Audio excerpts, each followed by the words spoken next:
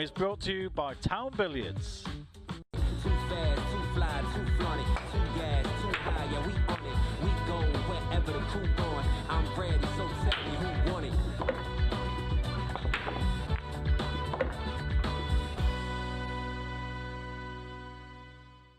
Evening, it's Monday night on Free Sports, which means it must be Shootout Showdown time. We've got £2,000 to give away tonight to our two winners of tonight's matches, but it comes with a twist. It is ladies' night here on Free Sports as four of the finest women's players compete for that £2,000. First up is a two-time world champion against the previous world finalist as Burchell takes on Kerry Griffiths. Simon Webb caught up with both before tonight's big one. Deb, great to have you here. How excited to be part of Ladies' Night? Very excited. I think I was excited before they even asked me, to be honest. It's just a superb chance for all the ladies to showcase what we can do and how we can play, so very excited. Yeah, well, when I was asked, I thought, you know, it would be a good chance to get on the table and show what you can do. I mean, I know I played on Free Sports from that before, but this format, it's kind of like a bit more of a buzz, a bit more quick-paced, so yeah, I was looking forward to it. You've played some big matches on live stream, but this is your first time playing on live TV. Does it feel any different? It might do in about, a bit of time and a bit later, but at the moment it seems pretty similar to me. Obviously there's going to be nerves flying, but I think it's going to be exciting. Just get stuck in. You're the only player tonight that's played on Free Sports before. Do you think that will give you a slight advantage in your match? Possibly, but we've all been playing long enough to sort of know, what we're doing, and Deb being two-time world champion and all that, I'm sure she can handle the pressure. It's the first time we're showing ladies pool in this way on Free Sports with money matches. Any extra pressure to represent the ladies game? I think there is some pressure, obviously, but I think you just got to get on there, enjoy the game, play as best as you can. I think the key is enjoyment. I think that's what I'm going to be looking at doing tonight. Maybe a little bit, but at the end of the day, you just go out there and play your own game, and if you put on a good show, you put on a good show. If you don't, suck it up. And thoughts on your opponent? Oh, Kez, well, I've known Kerry for years, and she's a fantastic player, grown a lot through the ladies' game, won some things, lost some things, cracking player, always going to be there or thereabouts in the top elite side of things. England teammate, I mean, what can you say? She's cracking. Wish you the best of luck. Thank you very much. Well, I'm hoping the shot clock might trip her up a little bit because, she likes to do a few laps around the table every now and then. Wish you the best of luck. All right, cheers. Well, two really good friends, and then there's Kerry Griffiths and Deb Burchell. Me and Simon Webber here once again with you in the commentary box for here on Free Sports. This is Shootout Showdown Ladies' Night. Simon, really, really different sort of vibe tonight, but great to have the ladies with us. We've missed them since way back when in the first round of the Super Series, so nice to have the ladies back with us here on Free Sports. A different night tonight in many ways, but a special night as well for the ladies' game. Absolutely, and about time we put on a show like this. We do see the ladies' game from time to time at World Championships. We show the final on Free Sports, and the ladies' game is popular worldwide. There is a very big community that plays the game, and it's great that we've got ladies playing here on Free Sports tonight. Yeah, it sure is, and it's one of those sports that at its best is not gender exclusive. Of course, it is one where the women mix with the men, and we've seen it in other sports such as darts when that's happened at the top level, and it is great to see. And there should be nothing that stops the women hanging with the men at the top level of the game. It's great to see the women being pushed onto this sort of platform to showcase their skills. There is only one way up for the women's game, and here we have one of the finest players within it, Deb Burchell. Doesn't look like she's too happy with that lag, mind, but a two-time world champion in her own right. Yeah, 2 times IPA world champion. Deb's done very well, and Kerry Griffiths, she's also made the IPA World Championship final as well as many, many other finals. It's 2 great champions from the ladies' game, and a fascinating first matchup. And just like any of the shootout showdowns we've done, what I say is you need a good matchup between 2 good players to make a good match, and that's what we have here. This is a really tough one to call. Yeah, 2 players who know each other really, really well, grew up together in the same area of the country, and tonight they go head-to-head for the grand sum of £1,000. It all gets underway when we come back.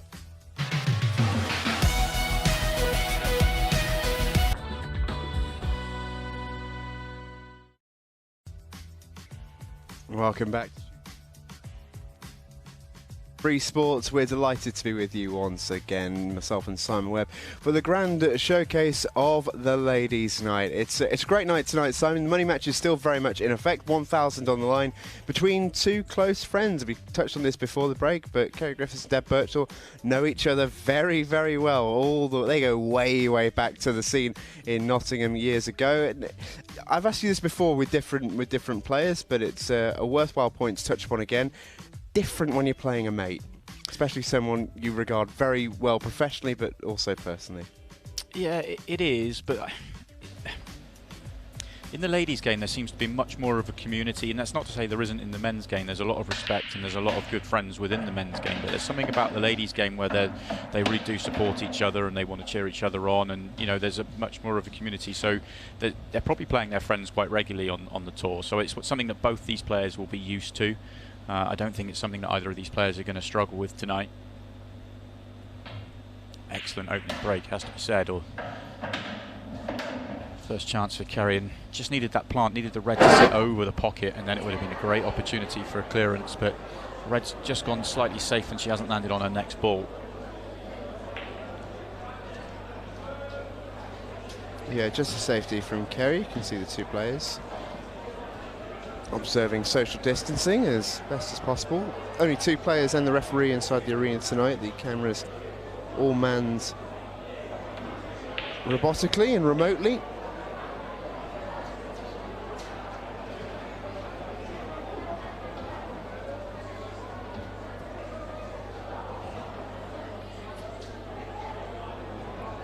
I think she can get through to the potting angle, so a second good chance here for Kerry.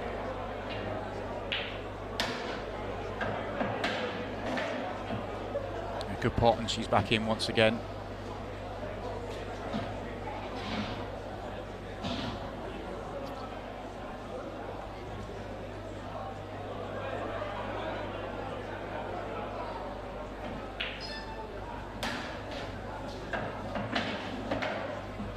Just the one that's below the two yellows. There's plenty of room to land on it, but it's not that easy to land nicely on it.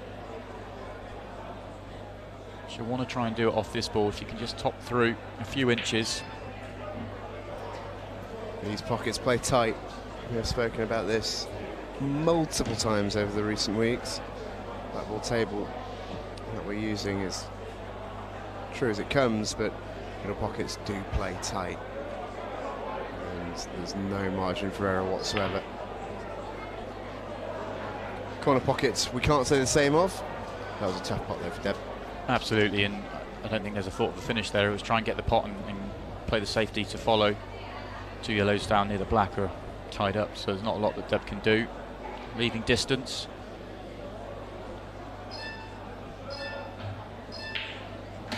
It's a great shot. Wants that red to come out nicely, and it hasn't. Yeah, frustrating one that for Kerry. Would have been able to really go for that finish there. Yeah, frustrating. She just wanted to glide by it and almost catch the yellow half ball, stay on the red. So all the problems for Kerry have come from her first shot in this match after the break, where the plant went wrong. She's played the pot, but might have potted herself into trouble here. The double might just be on. It might be too thin, in which case she's probably got nothing more than a really tough treble. She might just be able to get to the double. It's the treble, it's not far away. And potting yellow at the top of the table gives Deb a great opportunity, because not only has she got a clearance opportunity, she's also got a free shot to develop these yellows as well. Really good chance for a counter clearance for Deb Burchell. Back ball rules in operation tonight, so no two shots or anything like that. Shot and a visit is all you get. That's the free shot. Now Deb is just at the table as normal. Could have used that free shot to do anything she liked.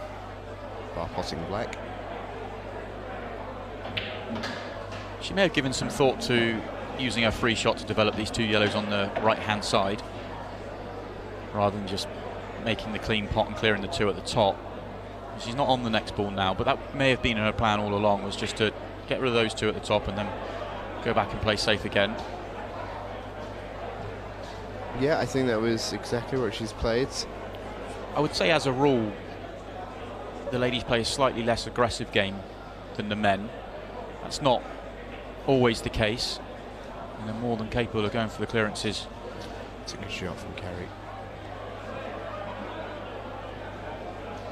Deb does have a double, I think, to the right middle pocket. Might be forced into taking it. Not got a lot of time here. Can she play the safety? She Great can, shot. and really, really well as well. Excellent shot. Little bit fortunate the reason she held her hand up here, because she thought for a second that the white was going to come round and almost leave her Kerry a chance at the red. But that kiss on the yellow has just made it really nice. Yeah, that's come out absolutely beautifully. 20-second shot clock in operation. Won't change throughout the match. It'll just stay at 20.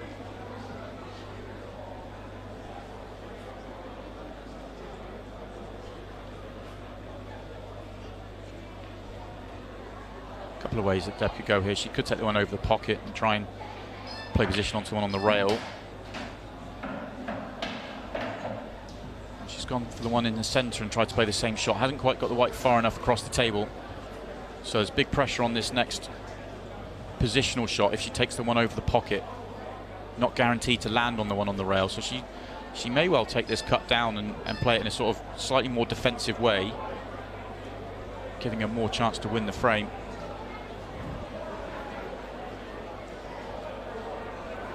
Skill shot could be on.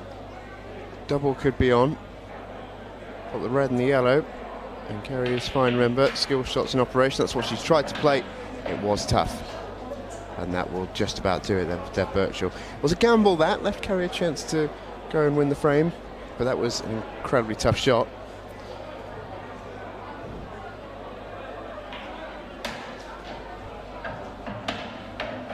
We've seen this a few times in the shootout showdown that we've done. Players get off to a slightly edgy start. We've had a couple of matches where players have got off to flying starts, but more often than not it's been the edgy side, and both players have had their chances in this frame, but it's Deb that gets on the board first. There's a confident looking black ball into the middle pocket as well. We have seen plenty of misses into those middle pockets. And a great start from Deb, who gets a frame on the board to lead 1-0. It's a race to 5 for our first set. Sets are half an hour long. And we'll play 2 sets for each match. If we're level after 2, we will go to a deciding frame.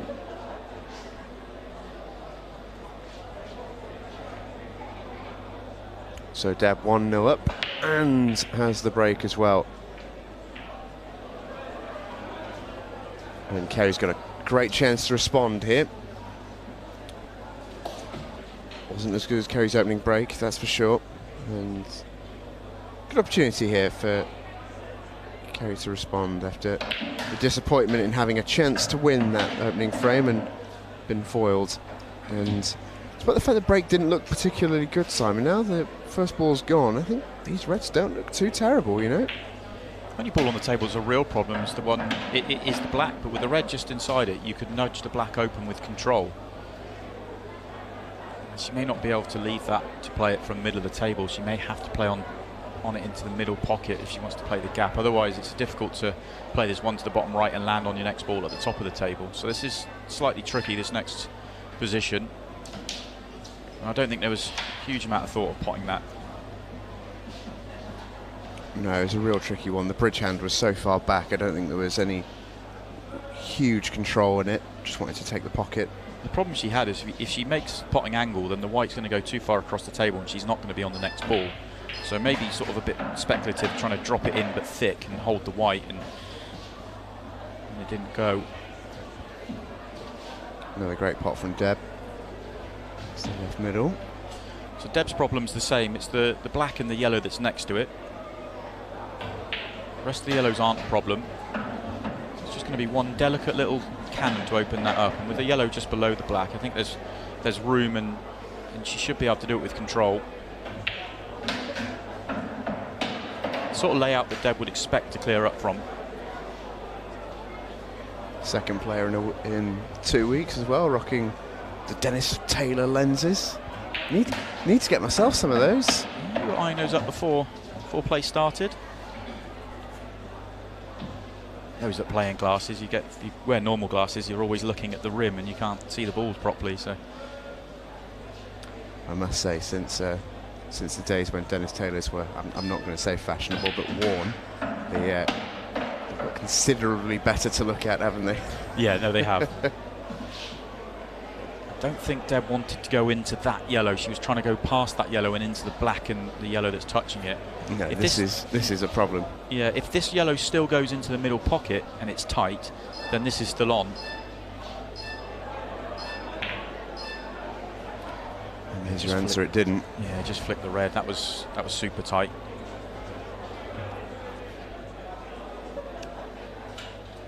Such a game of, well, it's interesting that you think of the phrase game of inches. Paul's a game of millimetres at times. That was a great example.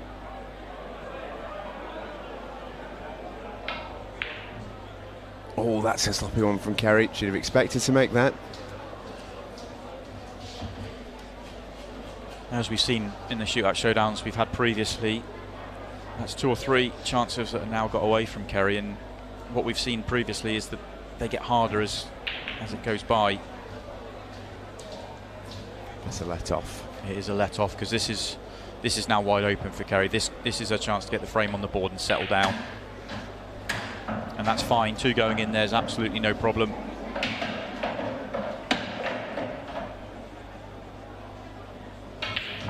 I must say, I love the shirt. Grumpy cat on the back. I thought she seemed very nice, Kerry, when I spoke to her earlier. I'm not sure where that nickname comes from. Left herself a little bit thinner on this black than she wanted.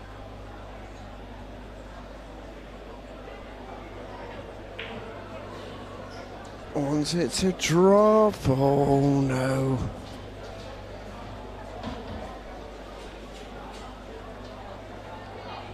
It just goes back to what you were saying, doesn't it? Every chance is just that little bit more difficult, and that will weigh heavy in the mind. This is a tough pot. That's a great pot from Deb. That wasn't easy. Yeah, that was huge.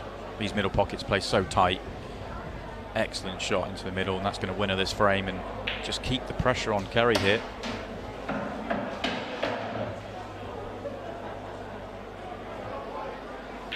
And Kerry only has herself to blame there. It wasn't, you say this quite often, but it wasn't the missed pot there that was the real problem. It was a much trickier shot than it needed to be.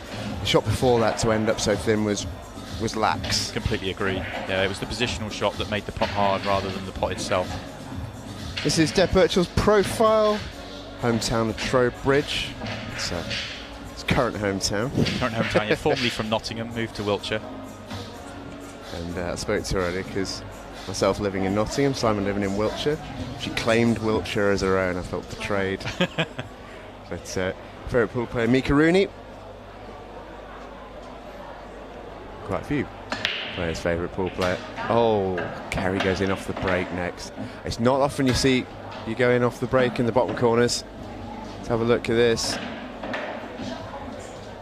It's a little unlucky. It just skidded off the pack rather than exploding into it.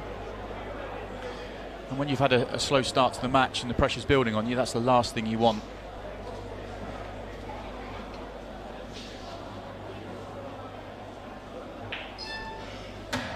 One of Deb's greatest strengths is she's a real fighter. She knows that this is a really, even though this is early in the match, she knows this is quite a pivotal moment in the match. If she can really take out this opportunity, and you know, she's well settled down, she's into the match, she's played some good shots, she knows she's got her opponent under pressure.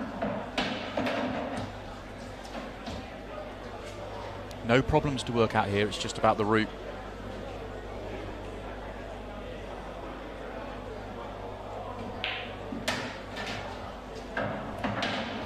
It's the key shot now. If she can land nicely on her next ball,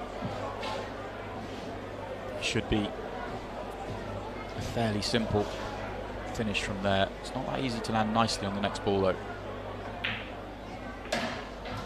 I think she'll take that. Yeah, that'll do. Slightly tricky pot to the top right if she wants to go that way. It's probably the easier control. If she goes to the top left, and the next positional shot isn't quite as easy. Has to play around with the reds. Yeah, that's what she tried to do. Oh, and the red goes in off. We saw this earlier on. I think it was a shot of Kerry's. The pot was missed, and an insult to injury. Ball goes in off as well. Shot and visit then for Kerry. A reprieve offered after going in off the break. Can she take advantage?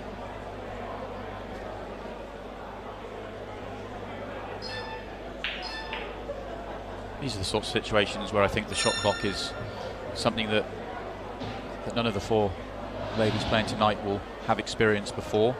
20 seconds a shot is shorter than any of them will have played in tournament play. And whilst they may be used to a shot clock, it certainly wouldn't be this short. No, and it's something that we're giving each other a little bit of stick about ahead of the game as well. Kerry was having a little bit of a dig at Deb, saying usually has a couple of laps of the table before each shot. You can see Deb is playing markedly quicker. That was okay on the shot clock. Reminder, those who haven't watched before, the shot clock expires when the cue ball is hit. So you don't have to wait for the ball to drop or anything like that. Just has to hit the gap between the red, black and the yellow. She wanted to be a few inches off the cushion. She needs to pull the white back. She's got the perfect angle, but she wants the white to come back an inch or two, which means she's going to have to really raise the butt of the cue, and that makes this very missable.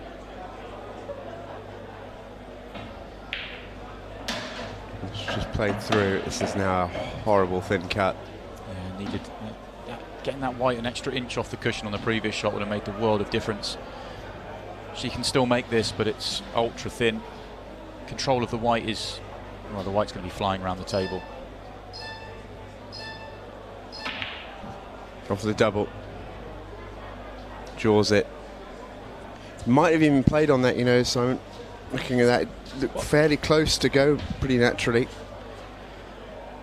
I think in hindsight she probably did play on the double. She knew she'd left herself too close to the cushion, and it would have been such a tough pot to raise the butt of the cue and get the white to come back an inch or two. So accept the fact you've got what you've got, and she wasn't far away from the double. But that's the second or third time the positional error has cost him a finish in this match so far.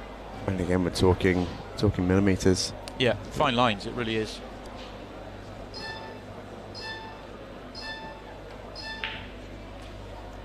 She's going to get another chance.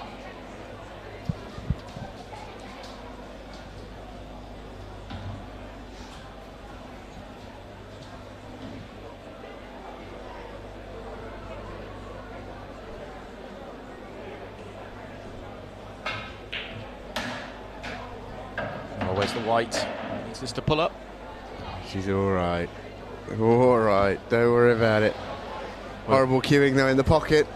If her last black was tough, this is even worse. This is very difficult. Shot. That's a great shot from Kerry Griffiths. Boy, did she need that. That was brilliant. That should give her a real confidence boost as well. And it is so often the way, you know, struggling a little bit, a few poor shots, a few very missable, few very potable shots missed, that arguably her hardest finish has been taken out as a brilliant shot. Yeah, and she really needed it as well. There was the match, or the set itself was running away from her, and she just needed something to settle her down. She's had the chances, and yeah, she needed that pot, and what a good pot it was. There's Kerry's profile. Griff from Nottingham. Biggest achievement, you name it, I've been runner-up at it. Can you give us a bit more background on that side? Well, she's, you know, the headlines of that is she was being the runner-up at the IPA World Championships, or World Rules World Championships. She's been very close to winning the big titles on so many occasions, and come up short, just short. It's a good break from Deb on this occasion. And we had our last one come up dry. And it's a decent split, you know. Really not a bad split at all. She'll be pleased with this. Best break of the match so far. And that's the hardest ball on the table that she's landed on, and she's got the perfect angle. She can just drop this in, and the white will just drift to the yellow that's next to it.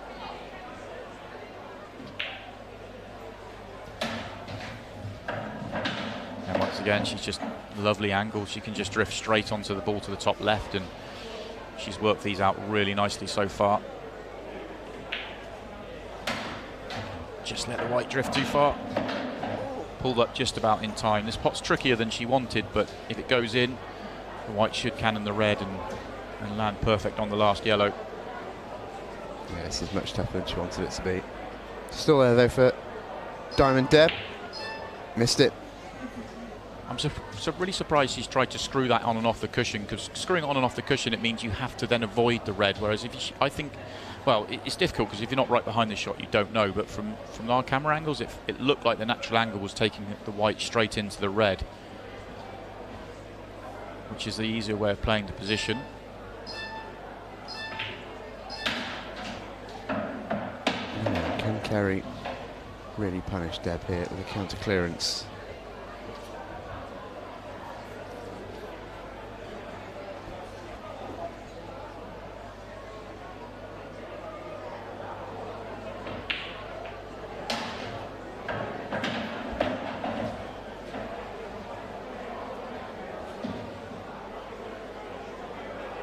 This is where we'll see whether that black winning the previous frame will settle Kerry down.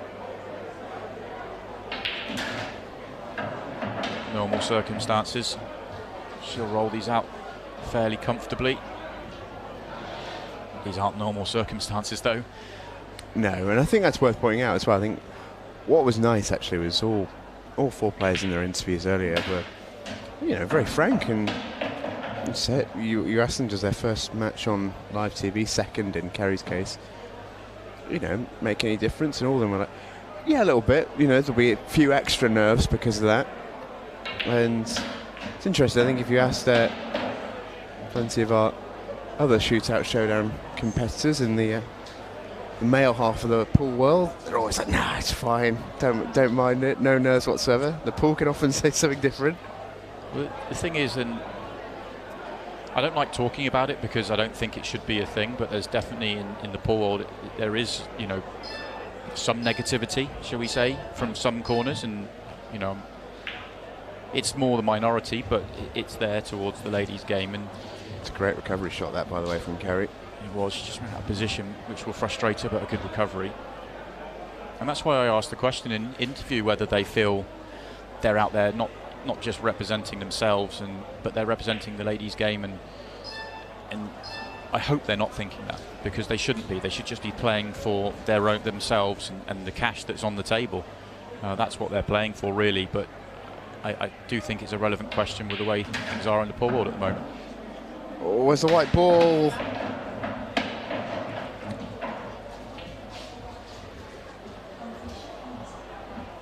Oh, she so nearly recovered that beautifully, Kerry. Yeah, and I think what I'm sort of getting at is that we've seen a couple of the Shootout Showdowns so far when, you know, some of the players have got off to slow starts, and it's just been the players got off to a slow start, but where there'll be some people in the pool world who'll be trying to make something more of this than it really is. That's just rolled enough for Deb. We talk about that game of millimetres. That's all it is. Beautifully done from Deb Burchell, 3-1. With 7.5 minutes remaining, it may well be enough to win the opening set here. A reminder, we are playing shootout rules, which means golden break and golden duck is possible. Pop the black off the break, you win the frame. Black and the white, you lose it. And a reminder as well, 2 shootout sets on a 30-minute set clock. If we are 1-1 after 2, we go to a 1-frame decider.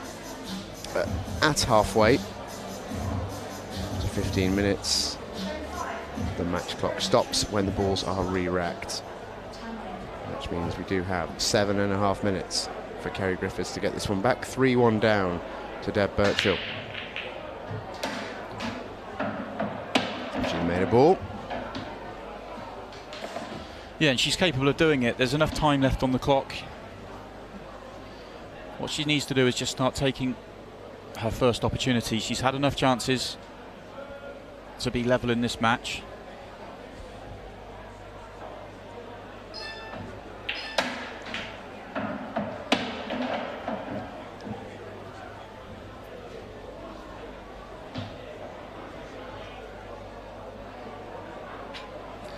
That one's gone wrong. More often than not for Kerry, it's been the positional side of things that have gone wrong for her so far.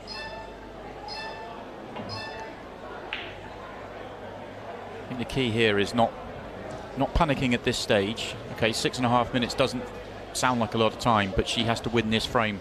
If she loses this frame, the set will be gone. It'll be 4-1. It's a race to 5, but there won't be enough time to turn things around. So even if it takes her, 4 minutes to win this frame, a bigger percentage of the time that's left, she just has to make sure of that, rather than rushing to give it away.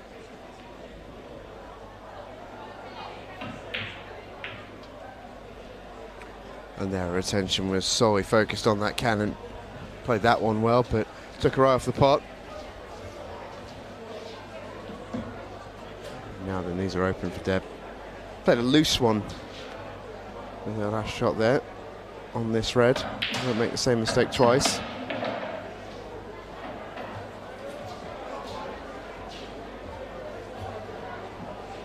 Having said that, I think she got 2 into that. And she wanted to be right behind this red to the middle. This is now a real pain. With queuing, did well.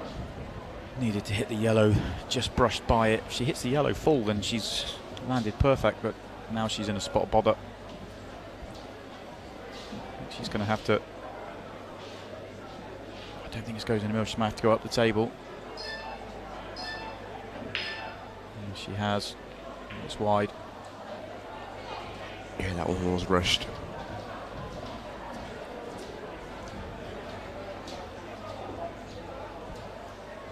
Shot clock's great when you're playing quick and you're making the game look simple, but it is so often the worst enemy of a player who's just made a mistake. You don't have a lot of time sometimes to plan your way out of it.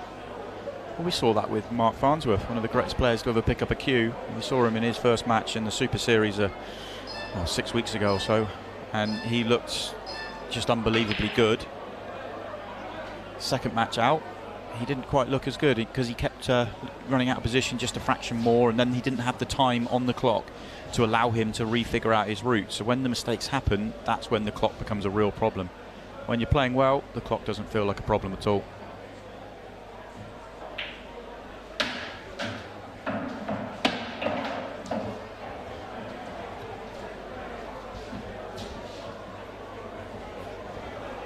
And 4 minutes remaining of this first set. As it stands, Deb goes 1-0 up.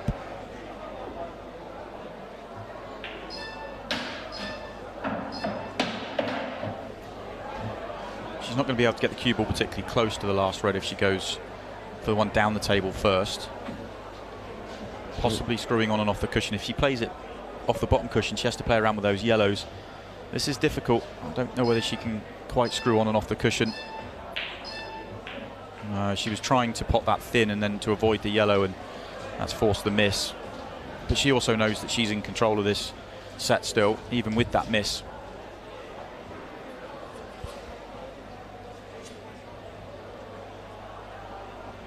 Yeah, Kerry's got to find a way to make this safe.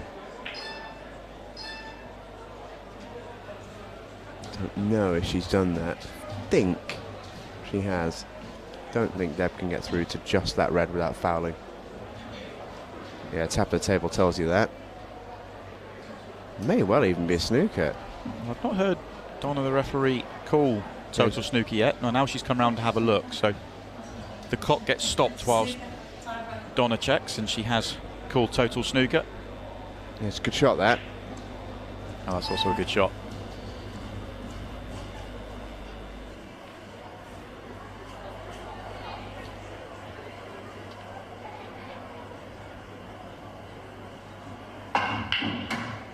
Great pot. She may well feel now's the time that she has to try and make something happen. 2 minutes 20 on the clock. She's got to win 2 frames minimum. Got that one in lovely. Good angle for the skill shot. Big shot now. Oh, into it just too much. black ball rules, you can pop your ball and your opponent's. So she was attempting to screw into the yellow there, just to pop the red over the pocket, leave the yellow there for the rest of her clearance. May well have to play safe. Oh, doesn't want this to go in. It doesn't. This is the pot which opened things up for her. It was a really good shot. And now Deb, does she have a way of getting that red in and getting down to the bottom of the table to knock in her second one? I don't think she does with this angle. I don't think she needs to worry. Use the full 15 seconds. Just don't pop this red. And ask the big question of Kerry Griffiths, can you find a big skill shot? Because she can't hit the yellow at the top of the table without potting it, and she can't play the yellow at the bottom of the table without fouling. So has to try and find a way of playing the skill shot. Oh, it's not a bad effort. It really wasn't, was it? But now she has no shot. And the set will be gone.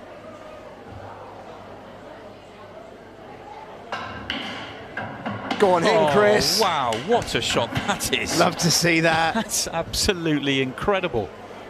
Wowee. Well, Kerry will have a chance to tie the set in a moment because it is her break next.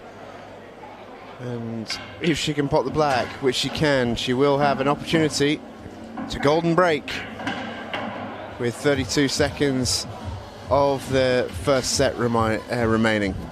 We've been, post-lockdown, we've been on Free Sports for about 2 months or so, and we haven't seen anything better than that skill shot. That was incredible. Look at the way they're lined up. She had to top through to hit the yellow again. That's one of the best shots. Oh, that's incredible. The normal way you'd play a skill shot when the ball's over the pocket and you're playing a ball onto it is to play it so that her ball will follow it in. But in this situation, that can't really happen. So she's played this with loads of topspin, trying to get the white to go forward and hit the yellow again whilst it's over the pocket. And wow, that's absolutely incredible. Brilliant shot.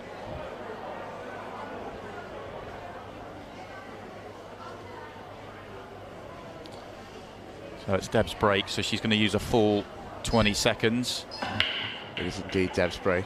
Got carried away there and lost track of my breaks. I thought Kerry might have had a chance to win it, but alas not.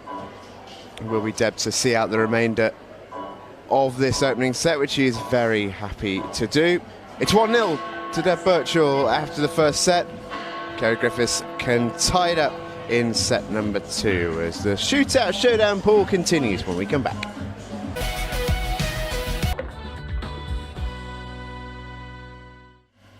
Welcome back to Free Sports live pool for you this Monday night. It's the Shootout Showdown once again, ladies' night here on Free Sports. So far, Deb Burchell and Kerry Griffiths have squared off for one set. It is Deb who holds the advantage, 1-0 after the opening half an hour. We saw a slow start in particular from Kerry Simon, but once she got going, then seemed to get much more competitive, and that's what she needs to build on for this second set. It's very much still all to play for. Yeah, as so many of the Shootout Showdowns we've had so far have been quite cagey affairs. Both players have found it tricky out there, as we've seen plenty of times before. And I think Kerry got off to a slow start with her first positional shot, and she knocked a ball safe when she had a good opportunity, and she never really recovered from that. And every time she had an opportunity, she was just not quite landing nicely, or she was overrunning a positional shot. And she has come up with a big shot at the end there, which is hopefully will settle her down, and she might be able to find her best stuff here in the second set.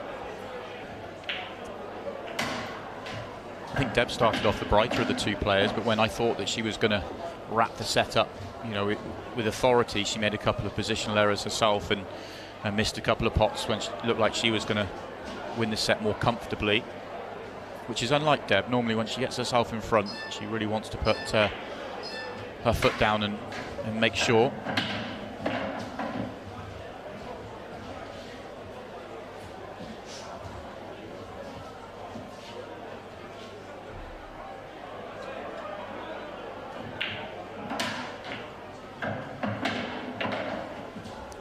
It's a cute little shot to knock that yellow out of contention. I think she can get through to the red over the right centre.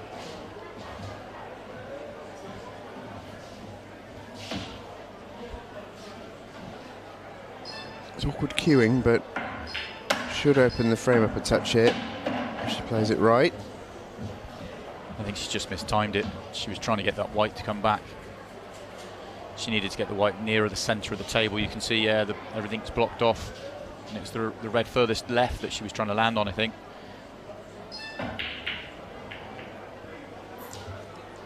And not the best safety shot this time from Deb. Good pot here from Kerry into the centre pockets, and she's up and running with a chance.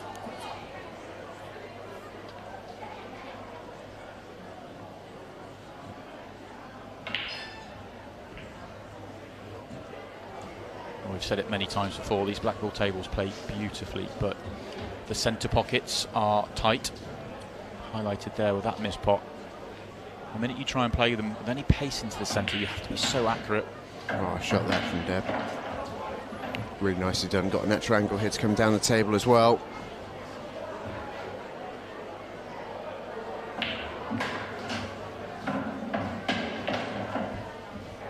It's noticeable, isn't it? Whenever I saw Kerry queuing that one up, I thought this is going to be a tough one.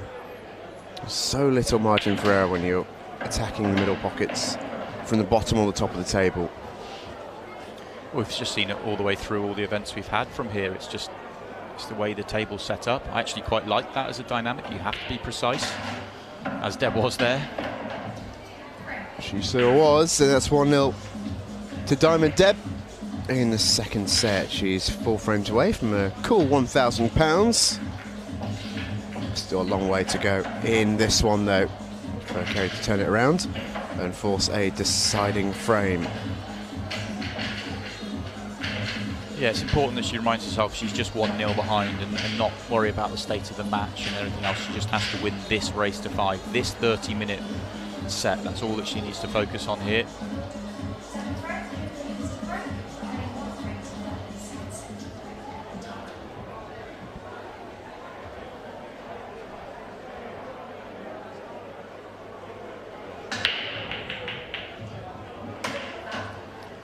Whites it off. Doesn't rain, it pours. I mean, this is unlucky for Kerry. Second time this has happened, and on this occasion, that's just simply unlucky. Yeah, as we've said before, sometimes when you get the white going towards a corner pocket or a centre pocket directly, you've hit the break poorly, but this time she got the break quite nicely, and a couple of kisses goes against her, and very unfortunate to go in off.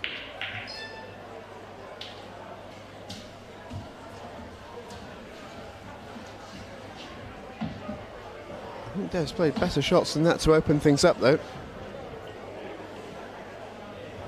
Yellows are the colour set she wants, but I don't think she's got an open ball. She tries to play it off the red.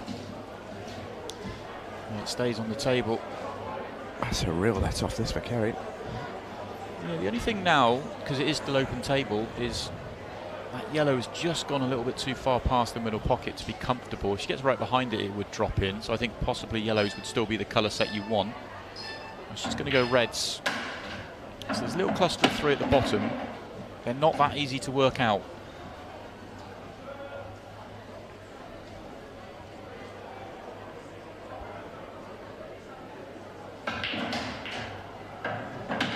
That's not a bad shot. That's actually a really good shot. If this red goes, and I think it does, then excellent. She's come round to have a look to see whether the red that she's cannon into still goes to the right-hand corner. And I think there's enough of it showing past the yellow that she can land on that in a couple of shots' time.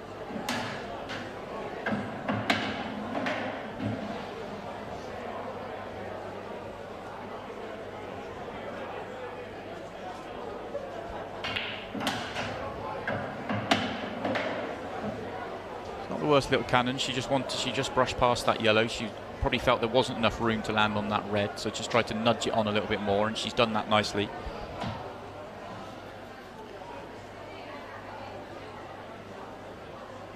May go up the table first here because it's hard to land on the one at the bottom and then get up the table. So she's gone up the table first, and that's a good choice. She needs to swing this one round the houses. Yeah, through the yellows as well. There's some traffic in the way, but there is a path.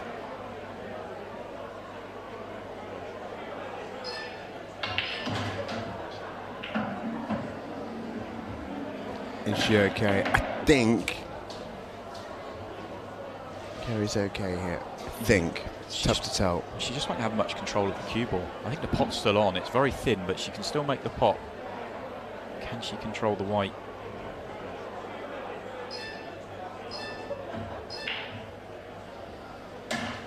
Pot's good, and she could control the white.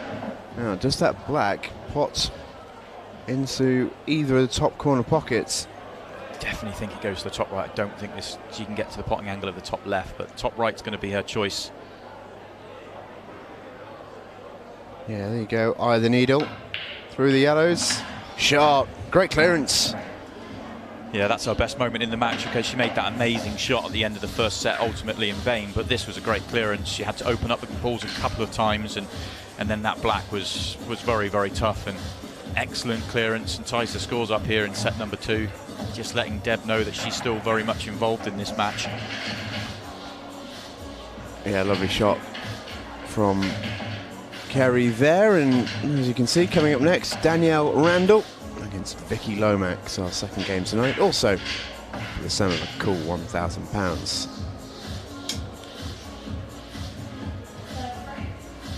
Another tough match to call.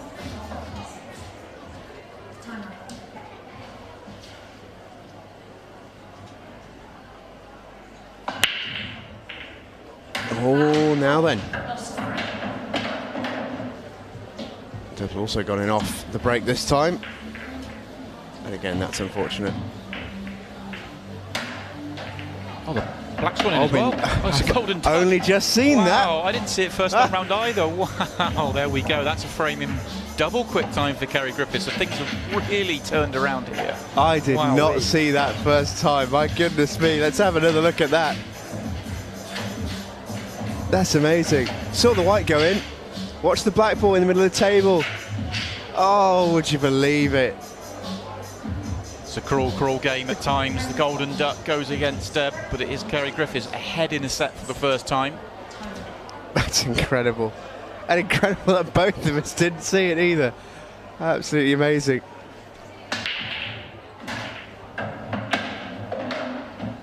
Absolutely incredible. Wow, what a turn up of the books for Kerry Griffiths. Just brilliant. Not for Deb, mind. She'll be absolutely hating that one. I think it's only the second we've seen on this table from a lot of matches. Yeah, the second one I think I've seen. Yeah, there's been quite a few golden breaks, but only 2 golden ducks. Well, it certainly caught us off guard. So John McAllister had the other one from memory. Oh, you're testing me now and I can't remember. I think it might have been. It's the sort of thing I probably should know. I'll let you off. I've watched a lot of frames of Paul on this table. That is true.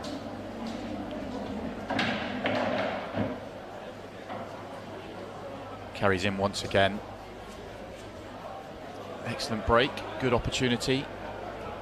Looks like she'll want to play the plant on the 2 reds to the bottom right. She's going to play that next, so she needs to play this one with control. Problem she has here, if she plays this softly so that the red stays over the pocket, it's quite hard to then play the next shot onto the red on the left-hand side. She could play this with pace and try and play on the one on the left-hand side, but she's a little bit straight for comfort. So she's going to play it slowly. Yeah, and she has left that awkward angle. Getting out onto this last red is going to be very difficult. She can screw back past the yellow, but that means the white's tracking towards the black. Oh, good nudge. That's a really nice shot. Should be delighted with that. It was really difficult to land there from that position. That's good. She could have got it.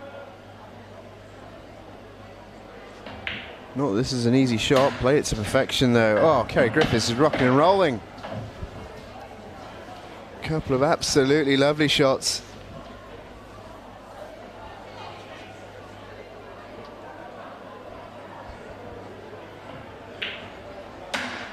Beautifully done. And 3-1 in the blink of an eye, really. That golden duck will certainly help things.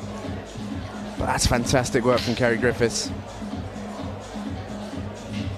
is amazing. The difference a shot can make. She was all at sea in that first set, really struggling with the cue ball, missing a few pots as well, and then came up with that incredible skill shot to win a frame. Okay, it was in vain, but since then she has looked like a completely different player. You know, that counter clearance to go 1-all, and then obviously the good fortune of the Golden Duck, with an excellent break and dish to get herself 3-1 ahead. Brilliant stuff from Kerry.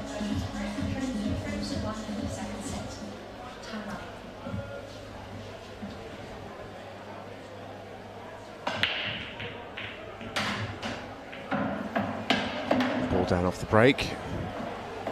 Not the white or the black this time for Deb. She's pleased with that. It was almost a bit more of a tame break in comparison. Didn't quite give it as much power, perhaps with the Golden Duck in her mind. Oh, and she was wanting, I think, to screw into those yellows by the middle pocket. Missed them, went all the way to the top corner and in off. It's not been a good 10 minutes for Deb Burchell.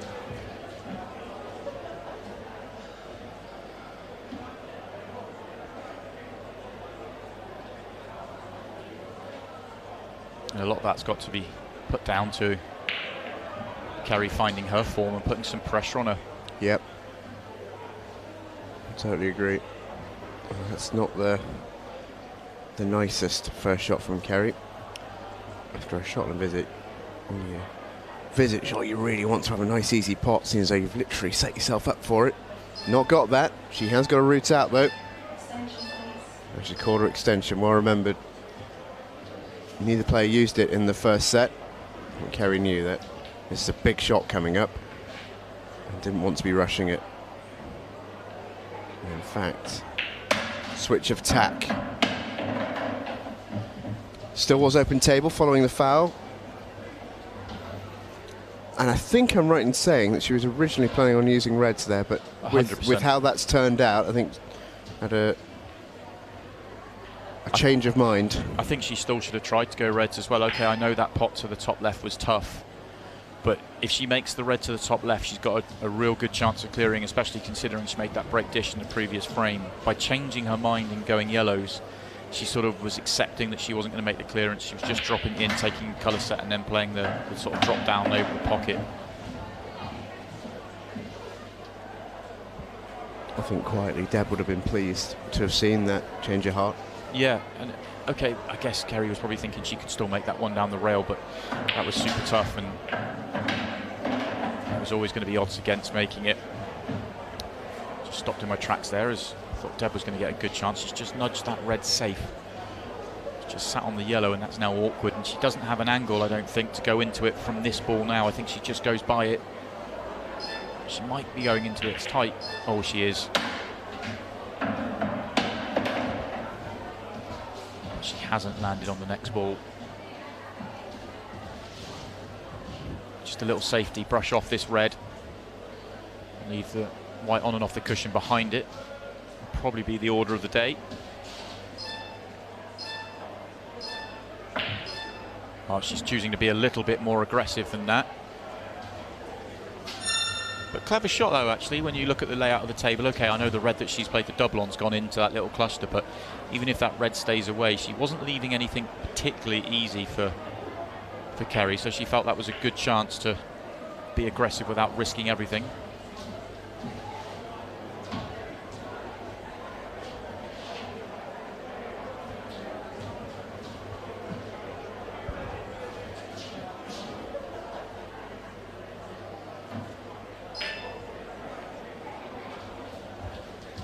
It's got cagey, and this is a big frame for both players, isn't it? It is. 4-1 or 3-2 is huge. And Deb may have been a little bit unlucky here. I think there's a gap between those two reds to hit the yellow. It's whether she can manufacture a plant or even play this yellow off the other yellow onto the one over the pocket, potentially on. Oh, that's what she's played. What a shot. What a brilliant shot. Some shot that. I think there's a little bit of reaction there from Kerry as well. A little clench of the fist that's come out really nice. It'd have been a dream if that yellow had stayed over, but beggars can't be choosers, and it's still a great opportunity. She's actually very unlucky to have that second ball drop in. Okay, I know she's still on this yellow to the bottom corner, but landing on the next ball is tricky. Had to play it thick to hold the white, and that is tough to take because the shot before was so good. It's not anywhere near as bad a miss as that looks. Had to try and pinch as much of the pocket as possible. You can see where that white is going. Any thinner, and I think it ends up behind the red. As Deb calls her extension, she needs these to go. Interestingly, both players have used their extension very early in the set. You can't argue against it. Both times they've used it, it's been at a pivotal moment. Deb's got a kind run of the ball there. Total snooker calls. Can Kerry find a way through to the bottom of the table? A little close to potting this yellow if she pots it, if she hits it rather full in the face.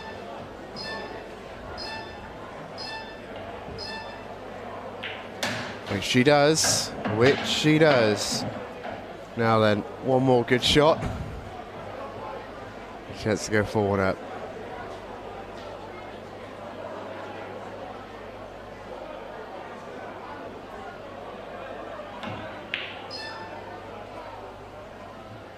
That was about as tough as they come. Yeah, she's taken out some big shots, but that was a tough pot.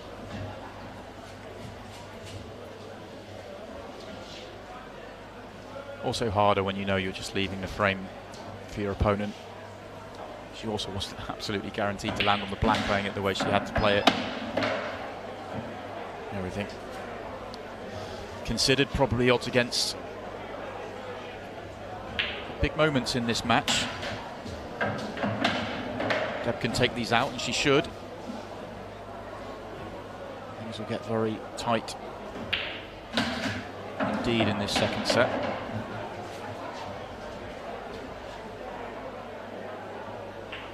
You can almost sense it from both players. They both knew how big this frame was. Yeah, I mean, you could tell. I think that Kerry knew it with the way that she celebrated that big multiple ball plant, played it to perfection. And it is amazing, if that second yellow had stayed up, she was absolutely cruising to win that frame. Yeah, if you consider the way she's played in this set so far and the way she finished off the previous set, I think if that yellow stays on the table, then she would take those out and she goes 4-1 ahead. So it's a little bit unfortunate, but Deb's made the most of it. She's punished that, and she's right on her heels again. Yeah, this is Deb Burchell, Diamond Deb. First money match. Yeah, first money match. I was chatting to her earlier about that actually, and she said she's not something that's ever really interested her. She's never one that's really wanted to play in front of the sort of money match crowd, which can be quite a volatile crowd at times, slightly different to the sort of crowd we see on free sports with the shootouts. It can be, you know, they really get behind their players, and so she's just not wanted to do that. But when she was asked to play in this, she wanted to do it. She wanted to play, you know, she was excited by the fact that it was in, you know, behind closed doors, and she thought, why not?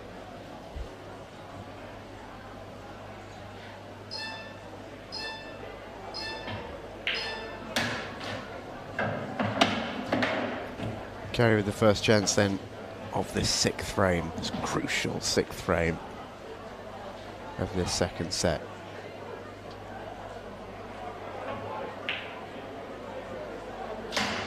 And they're starting to drop for Kerry. She's played her best ball in the second set, I'd say. She's been helped, of course, with the golden duck.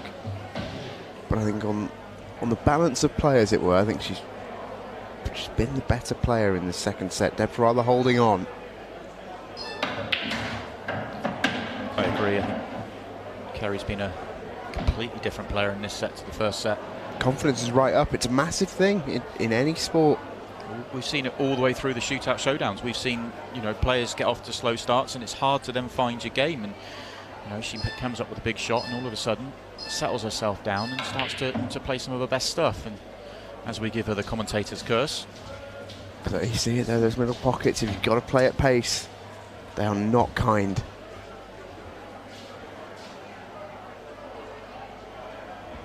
They are not kind.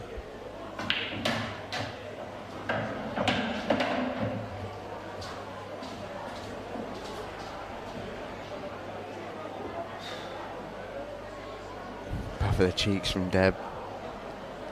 she may look to cannon the yellow. Oh, lovely.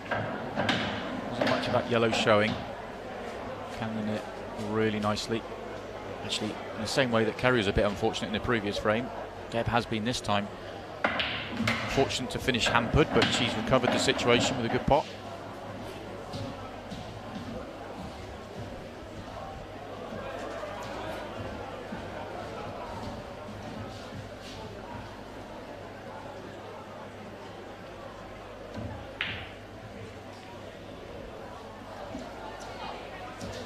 see the frustration as Deb missed that pot. She knew that was a big moment. She was almost one positional shot away from giving herself a great chance to tie things up. And she may get another chance. Kerry comes up with a positional error.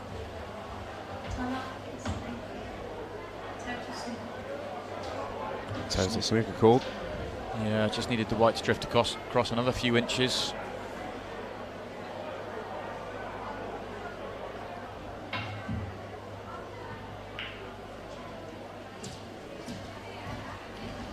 It's a good hit. I think she was trying to hit it on the way down, give it a chance to go into the pocket, but she hasn't given away the foul. The bad news is she's left a gap through to the red over the pocket.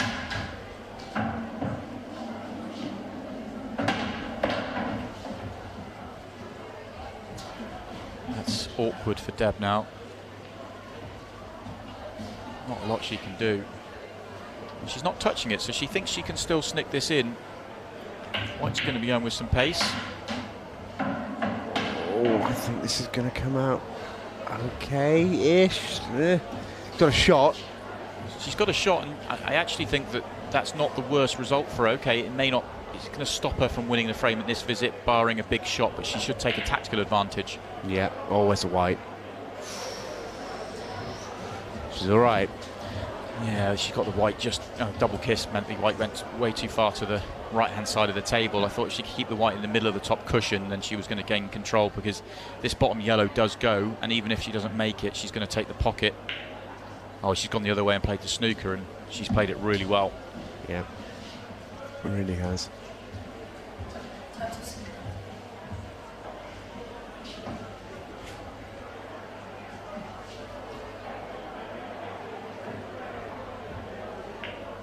Oh, it's the white. Oh, unlucky. Chance to go 4-2 in front for Kerry. Over 6 minutes on the clock. It's not a guarantee that she'll win the set from this, but it'll put her as a huge favourite. So key free shot now. Oh, it's awkward. Yellow's just bounced a few inches too far up the table. She was always playing on the yellow to the left middle. Problem she has now is landing or moving the white far enough forward to have the yellow back to the bottom right hand corner. She has to play with more pace than she'd like.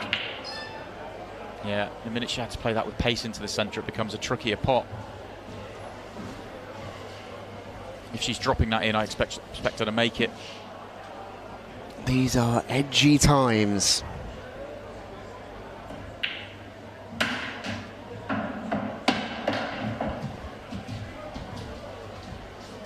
Oh, this isn't easy. Deb's just having a 5 minutes where she cannot land nicely on a ball. Yeah, you can tell that in her body language at the top of the table there. She's just thinking one positional shot and I win this frame, and she's probably thought that on the last 4 visits to the table. Yep. This isn't far away. Oh, it's going to be short. A clever choice of shot. She's played it dead weight on purpose because she's thinking if I don't make it, at least I'm covering that pocket and making it really tough for Kerry. But now that she has come up short, that yellow clearly goes, as you can see from that camera angle. So one good pot to the bottom.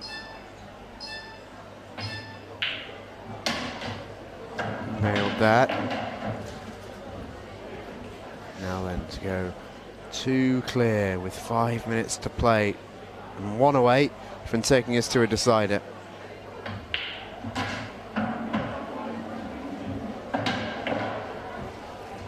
Positive few blacks in this game, which have been 10 times the difficulty of this, but they still need to be made.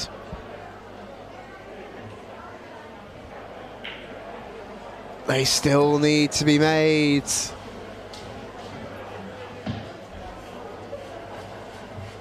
Can feel the tension, can't you? Well, Donna's allowed herself a little giggle in the corner there. I don't think she'll be able to repeat what Kerry just said as she walked past. Oh, this is huge. Oh, that was a huge, huge chance for Deb. It was such a tough pot, but if she can make that and go 3-3, because of that missed black, you'd feel that she's in a big position to really go on and win this match without having to go to that deciding frame. Well, second time asking, don't worry about it. Relief. Oh, Kerry will be so relieved right now. Donna's allowed herself a right giggle. She knows these two players very well. And I think we might have to ask her afterwards what Kerry said as she walked past. But yeah, Kerry has played some money matches, as you can see. We talked about this being the maiden one for Deb, but Kerry won 2, lost 3. Big Forest fan, which quite a few are from that neck of the woods.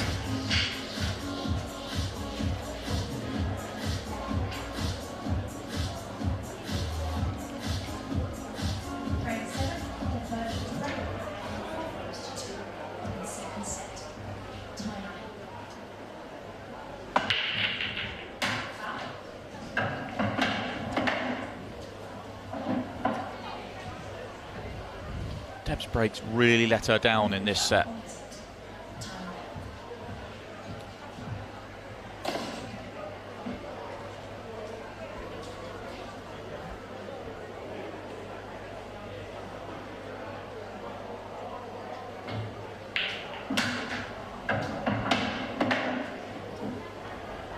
Should be no rush here for Kerry. Opportunity, of course, to get to 5, but more importantly is just make sure that she uses her time up on every shot, make sure that she's not going to give Deb an opportunity for a quick finish to make this exciting. We've already seen 1 golden duck so far. I think the yellow next to the black still goes to the top right corner, so she's still okay.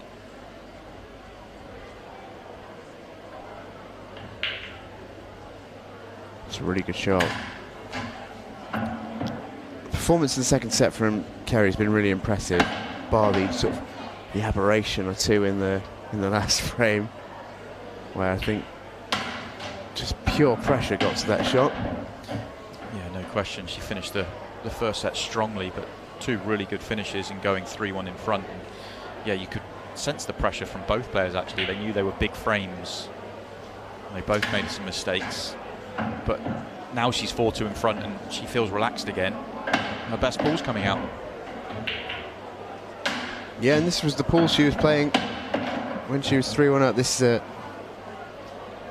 very makeable shot, just needs to be careful with the white. Held it really well, and this is going to take us to a decider.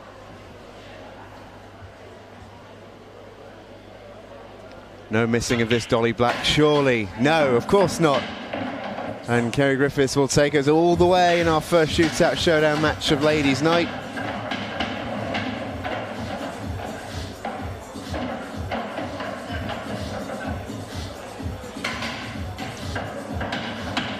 She's played the best ball of the match in this second set.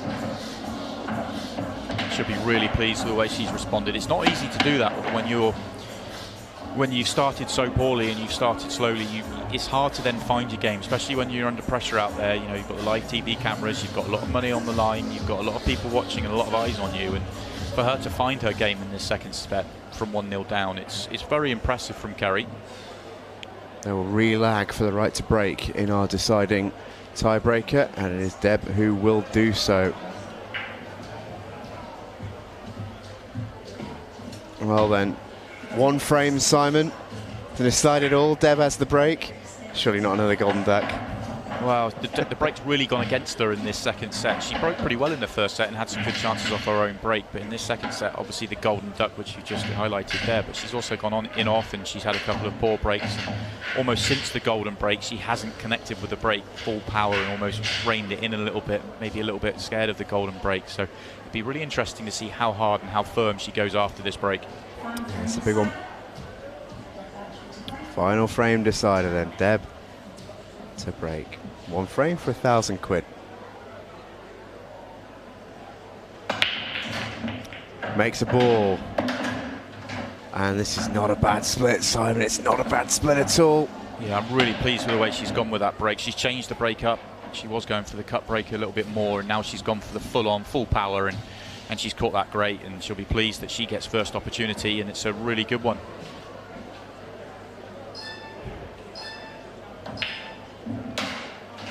Wobbled. There we see those pockets playing tight at pace.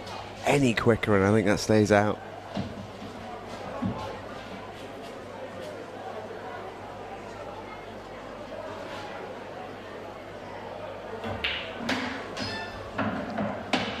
just come back far enough. She can get through to the red that's nearest the bottom right-hand corner. I think just about. Well, maybe not, looking at her body language. Big sigh, I think she probably hasn't. Yeah, she may now be looking at the plant, maybe all she's got, which is really tough. Border extension, wise. Okay, so she's now come around the head. She's not looking at the plant. She's thinking red off the yellow. Probably a better choice of shot. This is tough. She's back looking at the plant. She can't make her mind up. Either way, it's incredibly difficult. Plant it is. And the plant's not made, and actually with the worst case scenario, because the red hasn't covered the pocket for Kerry's yellows. Do those yellows in the middle of the table plant? That'd be a good question. Looking at our overhead shot, it's very close. I think it's just on the near jaw. They might plant now. A little nudge on them. That's come out pretty nicely actually for Kerry. I think she's full-blooded gone for the pot there, but may have been better suited just drifting that one over the pocket and taking some control in the frame, but she wants to go after it.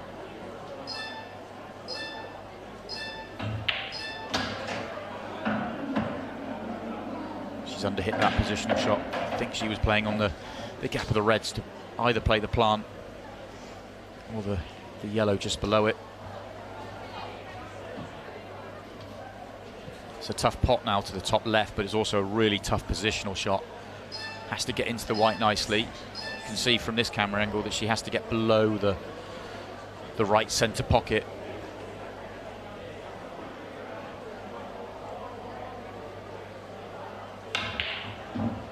Shots.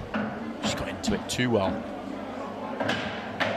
Can she sneak this one through to the left middle? Because if she can thread the needle here, that's not bad. Oh, I'm not sure. I don't think she can get to the potting angle.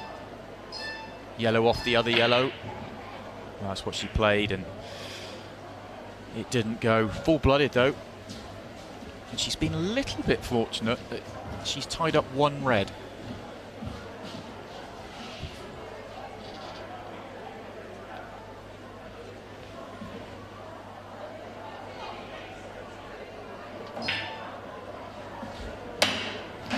I think Deb's going to have to play into either yellow and red or even the black, just to open up that one awkward red. She hasn't got the angle to do it off this shot, I don't believe.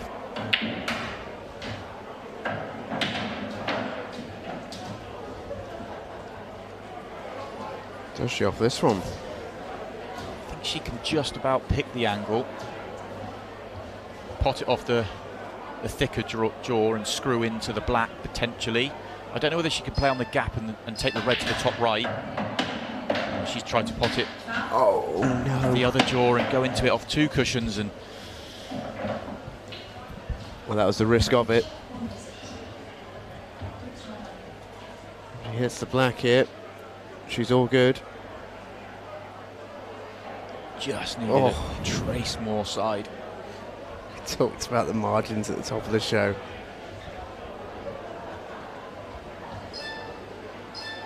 Don't come much finer. Kerry's got to get a move on. Rattled that one in against the clock. But time pressure, she's now on the cushion. Not ideal. Just drop that one in dead weight. Two shots then for £1,000 for Kerry. Into these pesky middle pockets.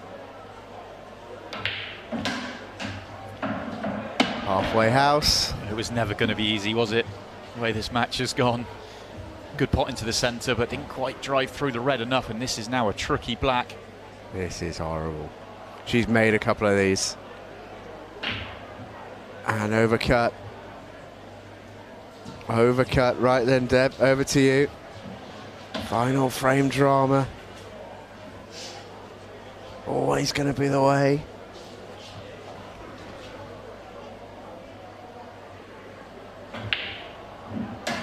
Wobbles, but it's there. And surely Deb Burchell is going to take down this first Shootout Showdown match.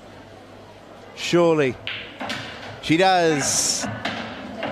Oh, a big puff of the cheeks and a big clench of the fist as well for Deb Burchell. Great win for Deb there. That was a really, really close match. I mean, that's how close it can be. So we talked about margins all the way through this match, and the margins at the end there could scarcely have been tighter. Kerry was so close to winning that match. She just needed the white to drift through, just that extra roll, and the black would have been fairly simple. And then the minute you leave it missable under that sort of pressure, it becomes very difficult. She had her chance, she didn't make it, and Deb came up with a big shot, and she wins it. She certainly does. We'll be hearing from Deb when we come back, and we've also got our second match of the night as well. Do stay with us.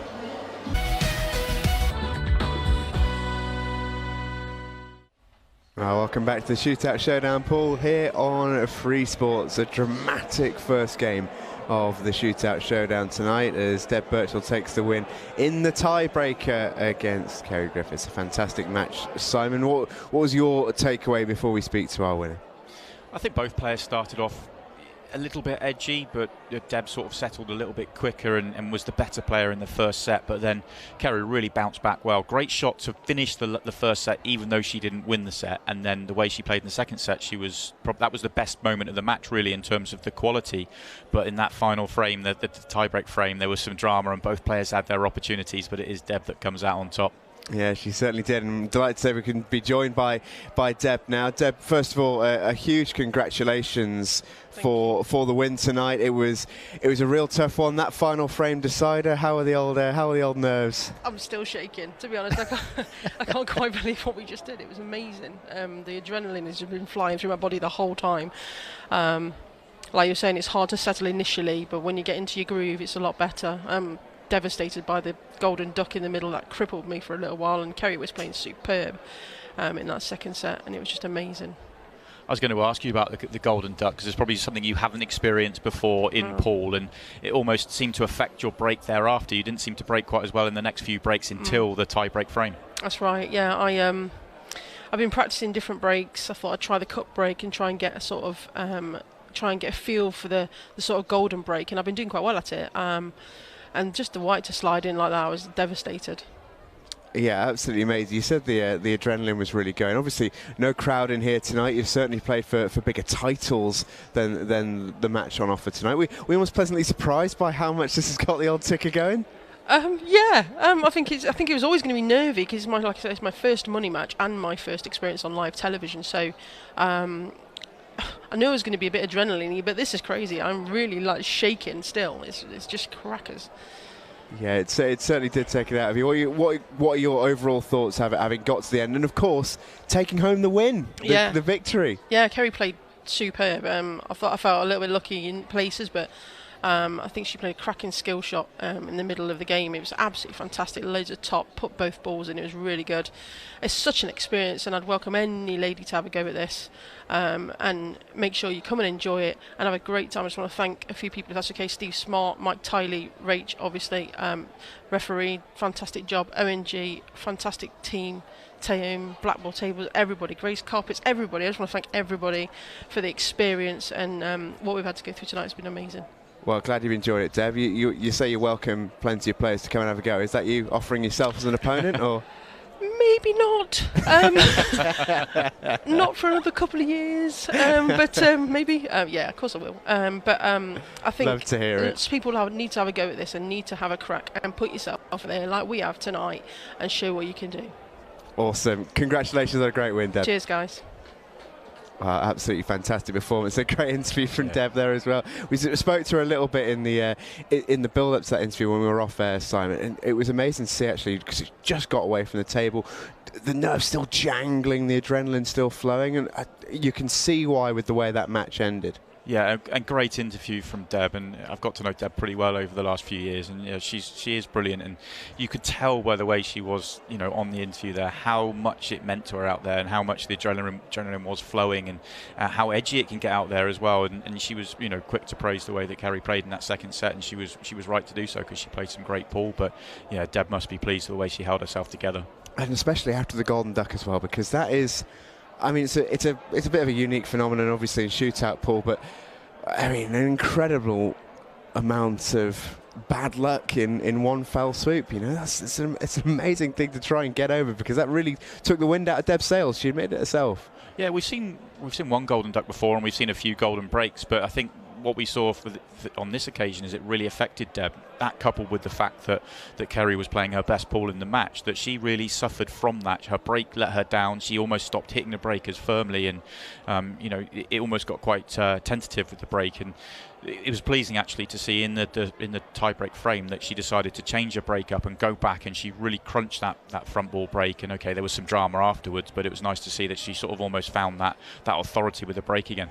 Yeah, there sure was drama. But anyway, Deb Burchell is our winner of our first Shootout Showdown match. We do have another one to bring you here on a Ladies' Night. Simon caught up with both players ahead of our second match.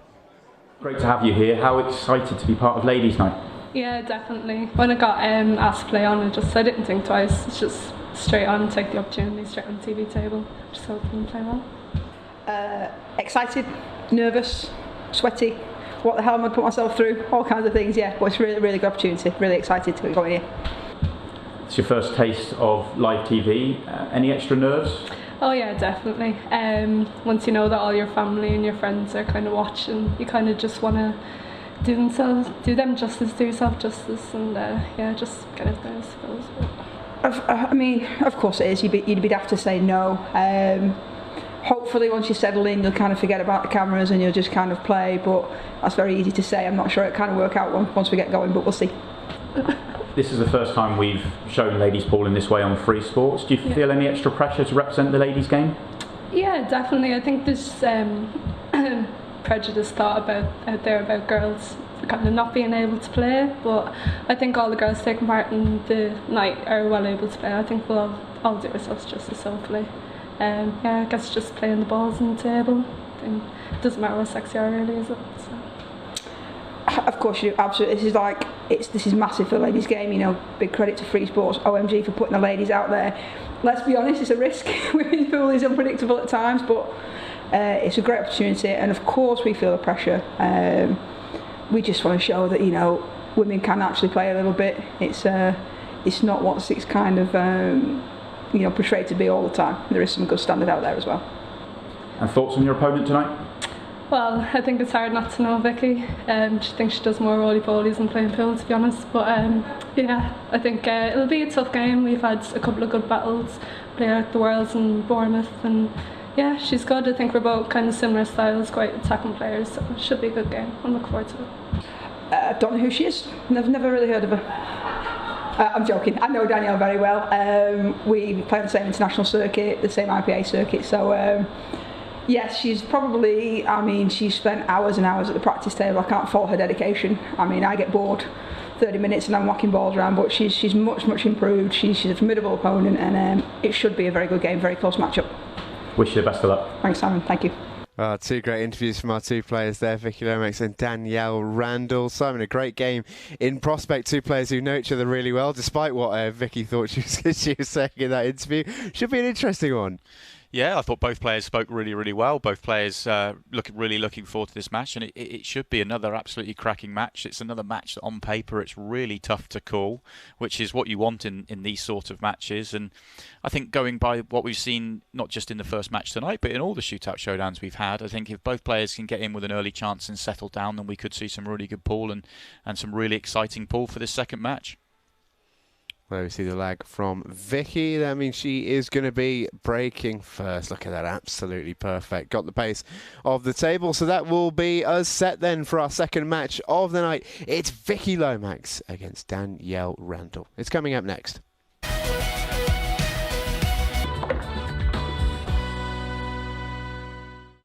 Welcome back to Free Sports Live Pool here for you on Monday nights. Once again, we're with the Shootout Showdown tonight. Our second match of the evening sees Vicki Lomax take on Danielle Randle, and it should be a really interesting game this side. Two players who know each other really well, and they've also almost had a little bit of a warm-up as well. They've both been watching that opening game between Kerry and Deb, and in a way, do you think that would have helped settle them down as well, watching them go first? Just think, you know, it's fine, no pressure. It can be difficult out there, you know, the adrenaline's going to go. You sort of know a little bit more of what you can expect. Possibly, but it could go the other way as well. I remember the first time I played on live TV, and it is for both of these girls tonight. I had to sit and watch a match beforehand, and I couldn't sit and watch it. I had to pace around the room, and I couldn't let that. I was so nervous, and it was actually a relief once I finally got onto the table and I could relax and play pool. So both players may feel that, but they may have settled down because of watching it. Who knows? That's a strong start from Vicki, that's for sure. A couple of good shots. Break was good, and then a confident cue into the top right as well. Just looking for any opportunity to get yourself going. Relax you straight back down.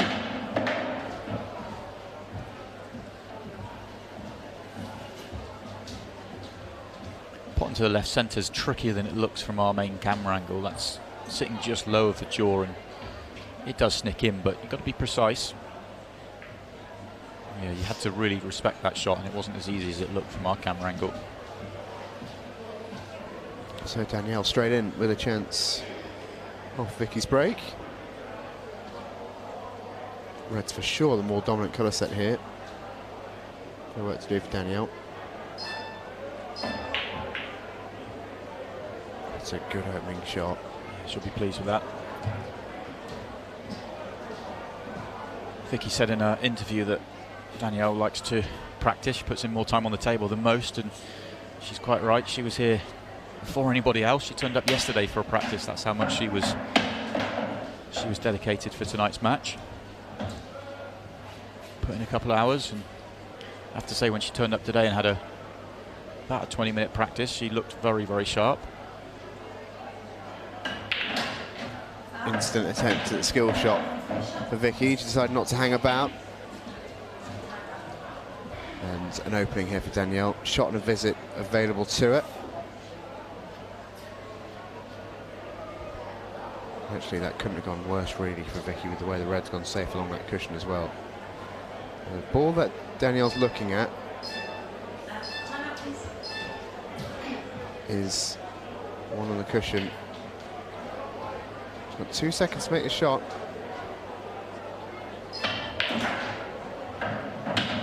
Well, it's quite a reasonably clever way of going about it, as long as you can see this yellow in the left centre, and you can. That was a bit of a risk, though. It was just the way that she took her time on the shot, really. She was almost a little bit rushed in the end. Probably not quite used to the shot clock just yet. But I like the way she took it on. Yeah, no, absolutely. It was a positive in the way she played it. Although she's going to snooker herself here. I didn't mean the shot, I meant the shot clock itself. I see, yeah. Wasn't afraid, she knew exactly how to work it, knew when to pause it, had a good look. But run over on this one, got 2 into that shot.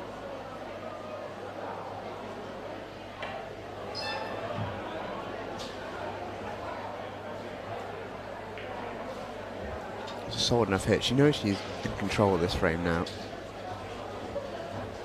Yeah, at least she hasn't fouled and given away the frame. That's the key. Make the mistake, don't give it away. Vicki can cut this. It's just a trace of side. She can get into well, she didn't quite get enough side to get into the reds. She has left herself a shot on this red to the top right-hand pocket. It's a tricky little one, though. You want to just nudge the white forward a few inches, and she's not going to take it on. It's just the safety shot. Problem with that safety shot that she's played is it's a really regulation hit here for Danielle, and if she hits the yellow, she's now got the advantage in the tactical exchange. She's not going to leave a red on.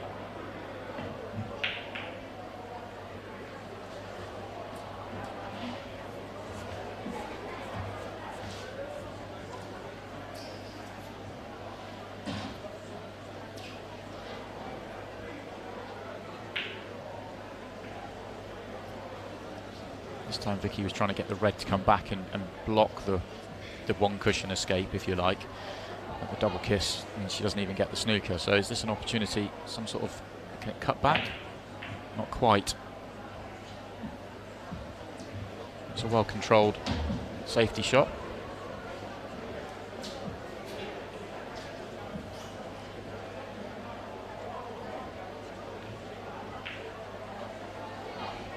So is that.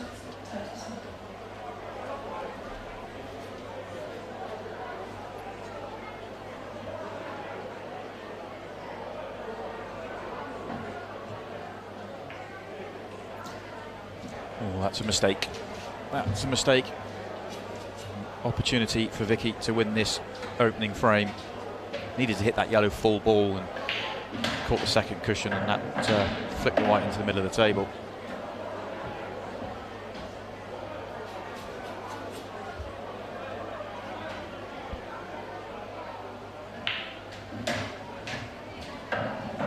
She took her time, waited for the mistake to come, which fancied herself in that safety exchange, did Vicki Lomax. And she won it, and she wins the first frame. Looked good straight off the rip, did Vicki, with a couple of really confident pots. Didn't give enough credit to one particular positional shot, but she got there in the end. Yeah. The bear, she calls herself, from Richmond the line. My favourite element of that is her favourite player, one Donna Evans. Yeah, tonight's referee.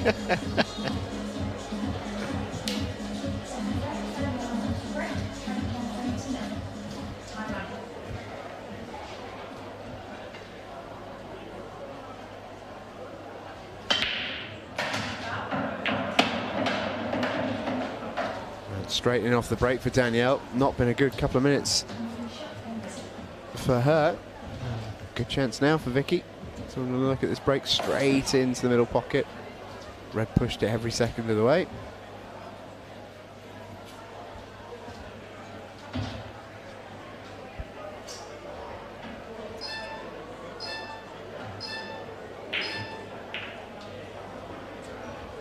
It's not the worst free shot. Opens up the yellows nicely. And the black. And the black, importantly, yeah. Still a couple of yellows that's slightly awkward. They look open, but they just need a couple of good positional shots just to land and clear these out.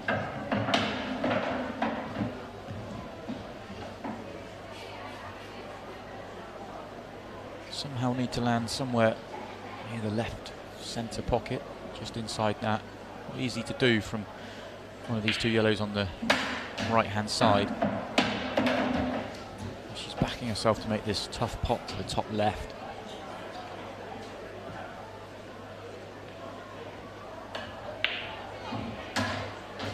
You can see why she's potting beautifully so far, Vicki. I think anything that's been slightly suspect so far has been the couple of positional shots, but potting's been crisp.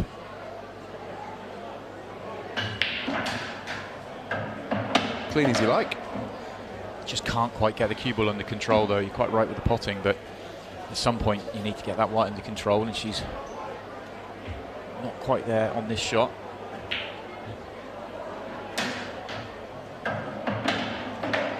Proper shootout play this. Just keep potting the balls and let the white run around the table. I think she's just, if she's on the one nearest the cushion, she's still got a good chance here. If she has to take the one by the black, then she's really awkward from hampered cueing.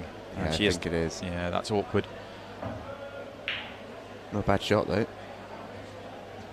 Not a bad shot, still there. Keeps potting away towards the end of this clearance. This yellow is probably the hardest of the lot, but I do think it doubles just about past that red. It's tight, but I think it does double, yeah. Oh, what a clearance this could be. Is she going to be snookered? No, I think she's fine. Well, this will be one of the great clearances we've seen on this table at this rate.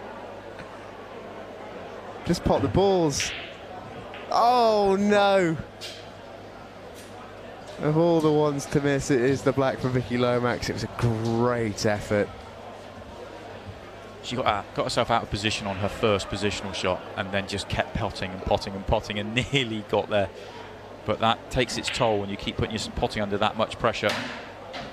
I mean, it's pull 101, from the textbook. That doesn't exist. You always play the white ball. Don't pot yourself into trouble. Like said, no, screw that. Gonna keep going, keep going, keep going. And I tell you what, it was nearly brilliant. Well, to be fair to her, looks confident with her potting, that's for sure. You know, leaving herself, you know, on purpose, leaving herself some really tough pots and making them and really knocking them in with authority, which was quite impressive to see. But eventually, it was one pot too many. Question here for Danielle is, when is she going to go up for the red at the top of the table? And when she does, she needs to get a nice angle and not leave herself straight. Oh, she's got a kick. See the white there jump. Just left herself really short on the red at the top of the table, and if she has to take the one in the middle of the table, it's going to be. Watch this replay again. Look at the kick. So this is hard to get back on the red at the top of the table. Some shot this if it comes off. She's a little unlucky. A kiss there would have actually helped, and about a millimetre off getting that. I think the rest is going to come into play here. It's a great pot, cued it really well. A little kiss might have just given her a chance to have a go at this, but this is tough. What do you play here? Well, I was just thinking, there's no point taking anything aggressive on. You'd want to, for me, you want to get this. For me, I'd want to get that red near an open part of the table, ideally near a pocket if possible. Put a lot of pressure on Vicki. Now she's got a free shot at this black. She can just take this pot on down the rail, knowing she's not leaving the red on. And we know from watching her so far, she backs herself with a potting. Although having said that, I don't think she did there. I think she played to leave that over the pocket. It was one of those, drop it in dead weight. If it doesn't go in, you're still looking good. Actually, I'd say it's a fairly loose shot in the end to leave it tied to the rail. This is, she left it over the pocket. This is now frame over. This is now a tougher shot than it needed to be for Vicki. And that's what I think Danielle should have done on her previous visit, is just bump that red near a pocket. This time she has, but black's easier. And it doesn't go. Has she got away with it? I think so.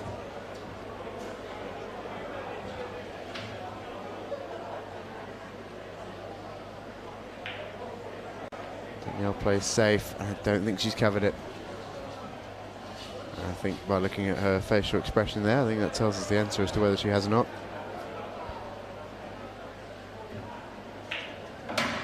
And Vicki takes down frame number 2. Gets there in the end, Vicki Lomax, after a sterling effort. The first one, this is Danielle Randle, 24-year-old, originally from over the Irish Sea, now lives up in the northeast. She's got a sterling money match record. Look at that, 1-5 loss 0. You'd be pleased with that. Big Katie Taylor fan, the Irish boxer. She was in action at the weekend. And a victory to her record. That's it. Danielle, multiple Irish Tour victor.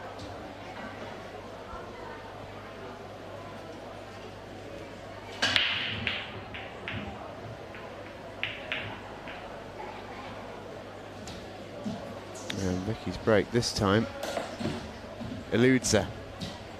A decent split, but nothing down. And a decent chance here for Danielle. Great opening shot, really good. It really opens everything up. Yellow does go into the right centre pocket. It's tight, but if not, you can take it up to the top right or even the bottom right. The one at the top of the table that's sort of a bit alone could prove to be the biggest problem ball. She's just quit on that shot a fraction.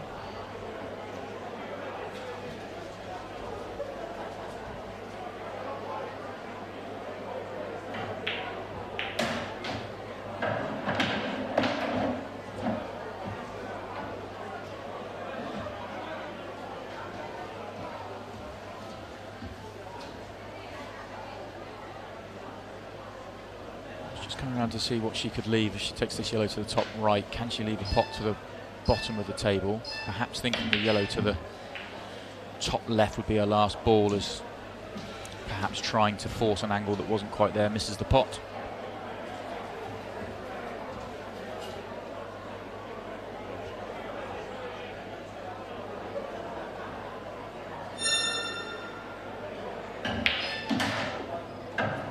Means we're halfway through this first set, 15 minutes remaining. Doesn't change the shot clock, but it does mean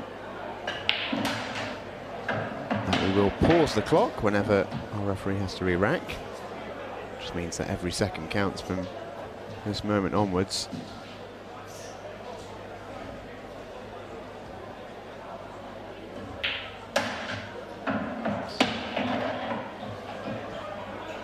She looks annoyed with herself for that shot, but looks to be okay on this red to the bottom right hand corner. Nice little angle to come on and off the cushion. Could choose to come up the table, maybe play position on the middle of the 3 reds. And she's going to play for the bottom of the 3 reds at the top of the table. She's not going to get the chance to play it though.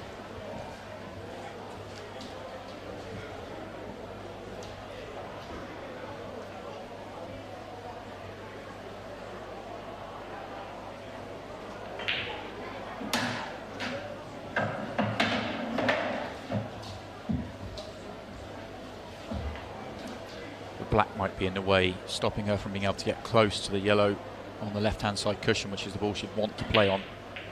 Yeah, black was in the way. And so it was in her mind. Yeah, half an eye on the cannon that she was going to get. Takes the concentration away from the pot. Similar to the first match, really.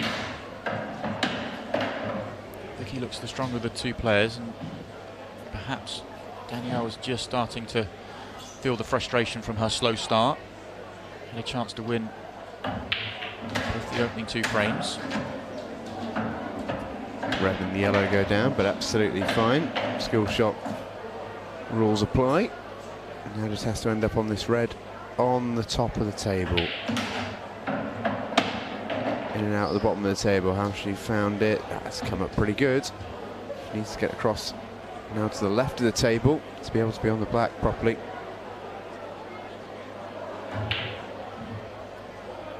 Oh, came down to the bottom.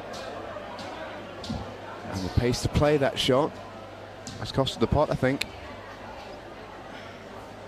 Question is, has that red gone far enough away from the pocket that Danielle can make this yellow off the red? I think she probably has. Well, the way she's played that tells us it has.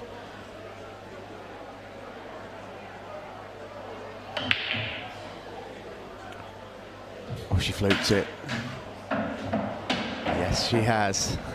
Danielle. Well, she does have lucky on the back of her shirt. Yeah, that's true. There you go, how about it? A little nudge on the white on the way by as well, just to make sure.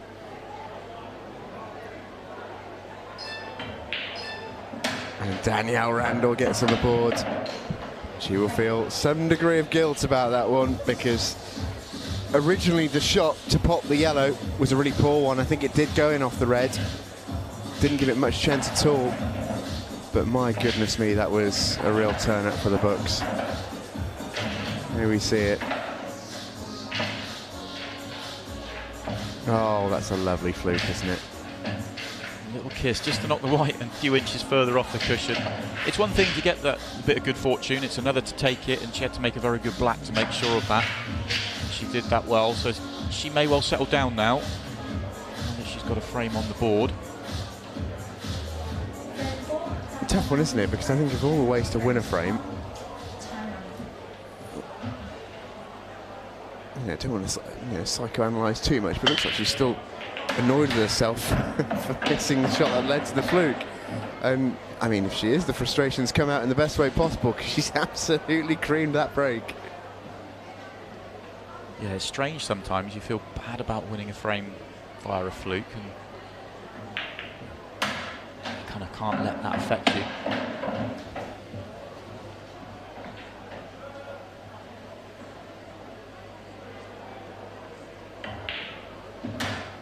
What a break though. What a brilliant break to really drove through that pat, split everything far and wide, and good chance here.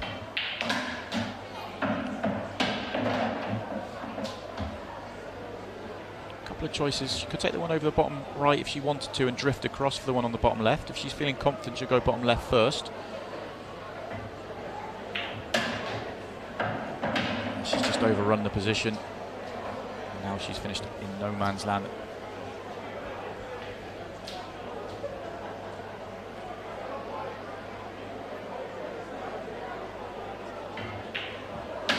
Great cutback.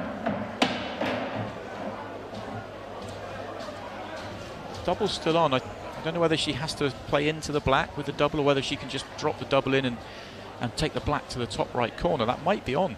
If it's a straight double.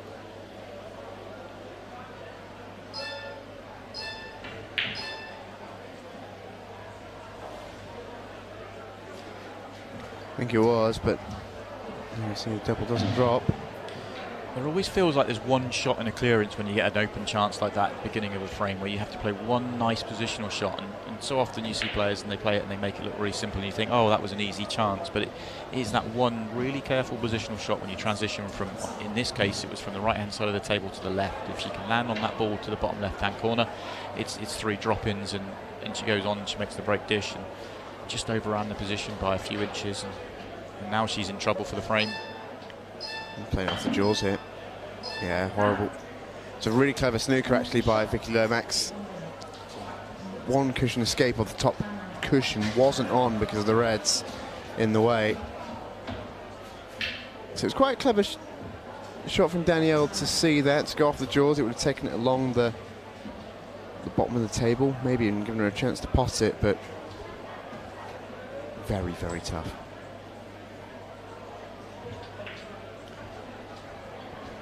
Very similar to one of the earlier frames though. Cue ball in hand, so free shot for Vicki Lomax to open the table up, and she's chosen not to open up the ball that's the biggest problem, which is the one by the black. The one that she's nudged over the top corner was already not, was already near enough the pocket. It wasn't really a problem ball. So perhaps a missed opportunity for Vicki.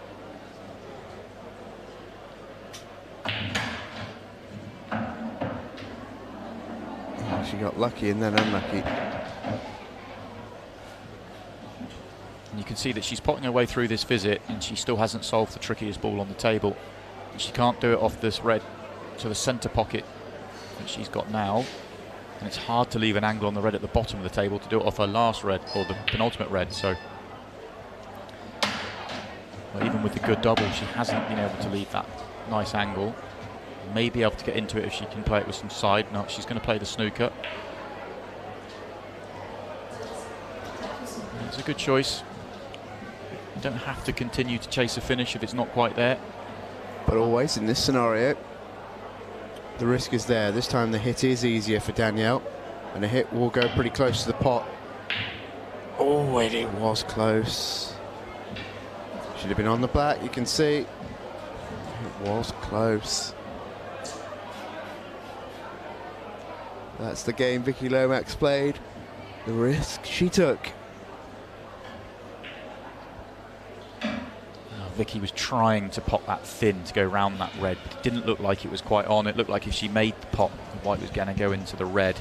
Difficult to tell without getting right behind the shot, but she certainly tried to pinch the pocket, which forced the miss. Oh, that will frustrate Danielle, because if she can float that yellow over the top corner pocket and get the white to bump an inch or two off the table, she's actually in not the worst position, but she's given Vicki a chance to get the control back.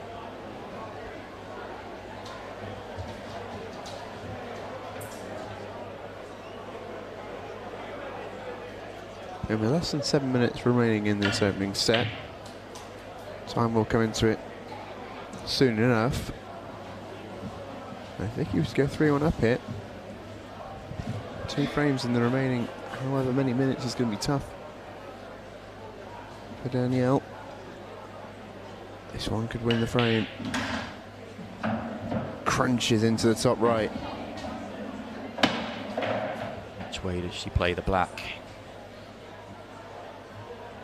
She's going to play for it into the centre pocket, and she's landed on it about as nicely as she could. But these are tight into the centre.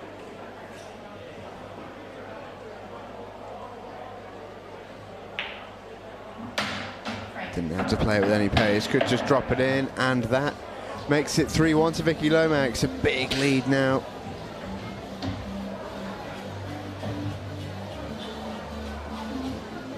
More Shootout Showdown pool coming for you next week as Jimmy Johnston takes on Kevin George.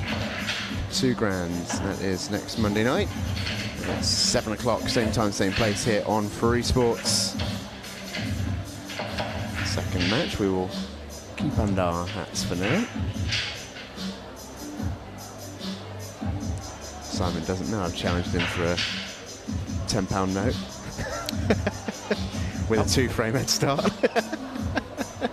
That would be quite fun. We've only got an hour to play the match in, so we might have to sort of drop it back to a race to 1 in each set. That's assuming you break first, right?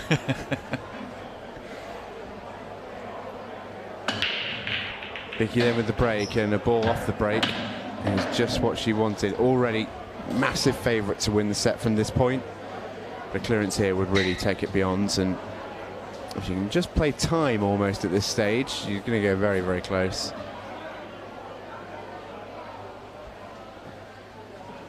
She's played quite a clever set so far. She hasn't pushed the boat out too far. If she's not had a finish on, she's played the containing shot. Extension called. She's looked confident when she's taken her pots on, and a couple of loose positional shots is all that's stopped her from making a couple of clearances, but she hasn't given it away when she's made the positional mistake like she has here.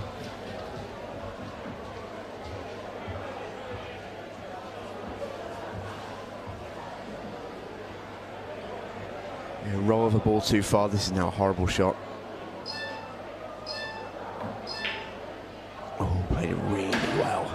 It's a great recovery. That was a much tougher shot. That was brilliant. That really was. Very tough to do. The positional shot onto the yellow at the bottom of the table is going to be the key. It looks simple. But there's a red and a black in the way. Kind little kiss off the red for Vicki there. Her potting's been superb, actually. What's let Vicki down on occasion is a positional play, but generally speaking, if she can see the pot, back her to make it.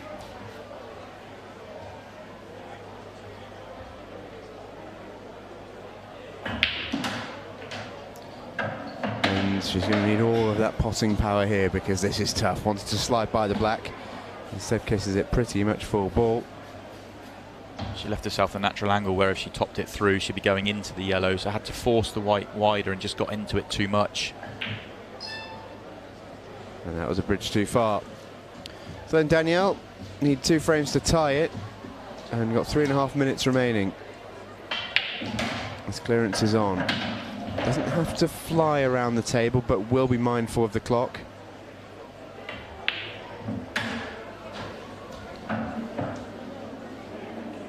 Key shot. Well played.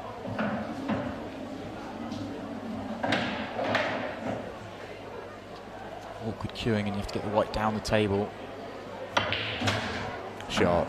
She's got white down the table. 2 into it. Oh, that's unlucky. She's also, in her frustration, as she leaves her chalk on the table, she's gone to pick up her chalk, and I think she's either dropped it onto the yellow or she's brushed the yellow with her hand. So she's actually given away a foul and called it on herself. Well, good to see that level of honesty. That will be a real source of annoyance for her at the same time. As Vicki sweeps up. 4-1. And that'll really do us in this opening set. Very little way back for Danielle here.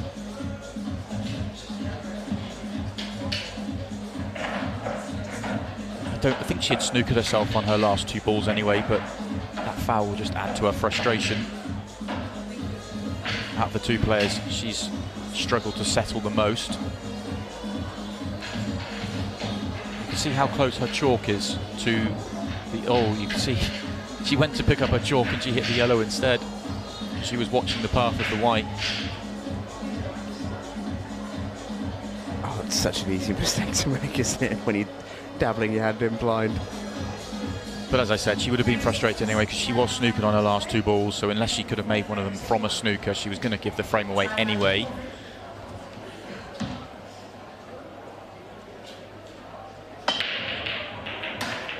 cut breaks in. It's a great cut break as well. Goodness me. Well, if she'd have ended up clearing there and then take a look at this split, you know, coulda, woulda, shoulda. Would have changed your mind, son. Sorry, that's awful. With 2 minutes left on the set, this is, you know, she's not going to get back in the set. There's not enough time. But we saw in the first match a brilliant shot from Kerry really settled her down going into set number 2, where she played some really good pull. Yeah. So I think this could be a big moment for Danielle here. If she can make this clearance, you know, a nice little break and dish, that should settle her down, even though she's going to lose the set. And she can start set number 2 in a more positive mindset.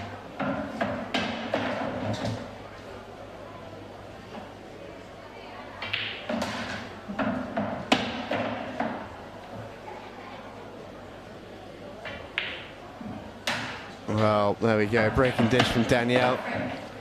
What could have been? What could have been? This was the moment which ended up costing her the last frame.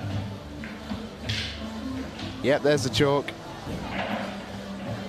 Yeah, you can see her eyes were on the cue ball coming down the table. She knew that she'd overhit the positional shot, and you can see how frustrating it is for her, because if she's got any shot at one of those 2 balls in the middle, then it's almost routine, it's almost unmissable to make those 3 balls, and all of a sudden that clearance that she's just made, and of course you don't know because the balls might not split the same way and there's different pressures on the table, but she's made a great clearance that would have been 3-3 instead of 4-2, and it's a big moment in this match, really. It sure is. But yeah, I think there's certainly something in what you were saying with the last game and what we saw out of Kerry, because no doubt about it, she played one fantastic skill shot. Ever since then, it just really settled her down. It meant nothing really in the grand scheme of things in that first set. It gave her a bit of a confidence boost heading into the second, and she played the better ball in that second set for sure. Take us all the way to a decider. That's something Danielle can take heart from. Yeah, Deb referenced it in her interview as well. She really did play well in that second set. Okay, there was a frame where, you know, the cagey frame at 3-2 where it was probably not quite so good, but the rest of the set she played really, really well. So, yeah, I think there's definitely something in that last visit for Danielle that could help. Yeah, 30 seconds remaining of this first set. I mean, good in many ways to see Danielle not concede this. I think she's taking it for what it is, as a chance to really get herself in the game.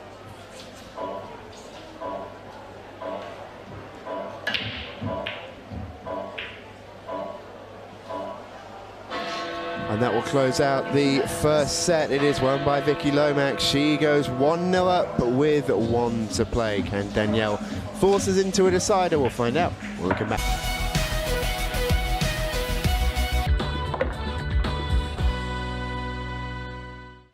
Well, welcome back up to the tea break. Shootout Showdown here on Free Sports. Stephen Jameson and Simon Webb still with you as we reach the halfway stage in our second game this evening. Vicki Lomax taking the lead against Danielle Randle. A really impressive performance, Simon, particularly from Vicki, as stages in that first set. Some crisp potting, but Danielle coming into it a little bit towards the end of that first run. It's poised quite nicely.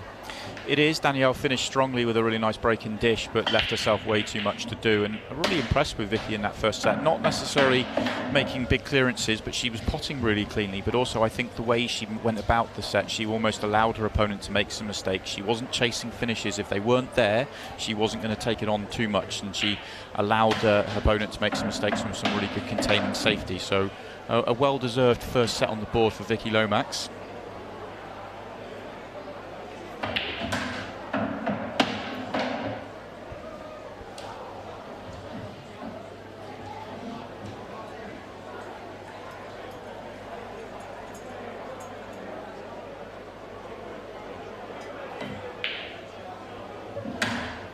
Good recovery pot from Danielle. Slightly off angle, one in the centre. So it's taken the tougher pot to the top right corner for better reward of position. Unfortunately, has missed the pot. Hasn't left a really easy finish for for Vicki though. There's 2 yellows that she's nearest to are awkward. Not sure if the one that she's nearest to will go into the as a plant. I'm guessing not, because she's not taking it on.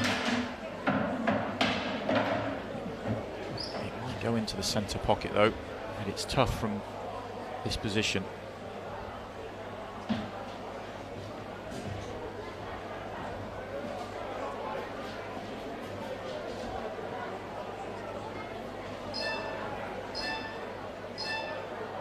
Might be taking this one long. She is.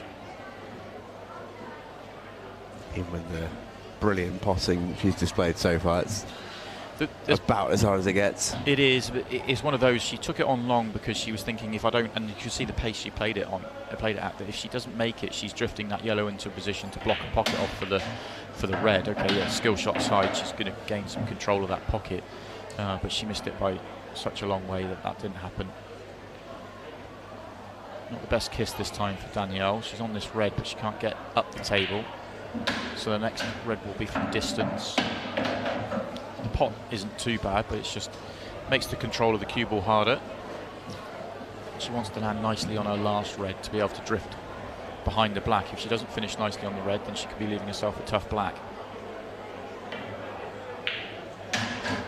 And that's what's happened.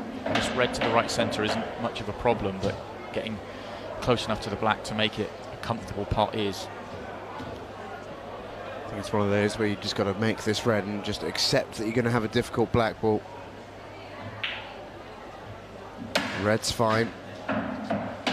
This is tough. Extension calls.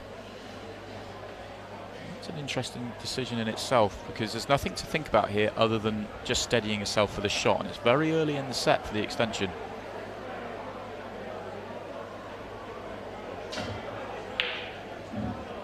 Oh, that's unlucky. She cued that really nicely. When she hit it, I thought that was in. Just flick the near jaw and stays on the table. That is unlucky. Vicki may use the yellow on the side. She's tried to.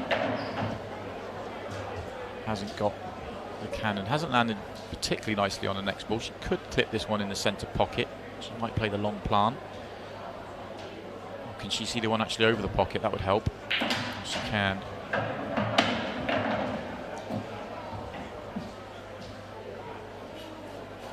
May have an angle to try and move that yellow again. She doesn't need to, of course. She can play on it. And she has played on it. Needs the white to stop. Oh! Got away with it. And she's snookered, I think, on the yellow down the rail. Obviously has the one at the opposite side. Oh dear, that was close. It was, but Danielle had a massive piece of luck in that centre pocket as well. So it's Vicki's turn this time. Accepts the double.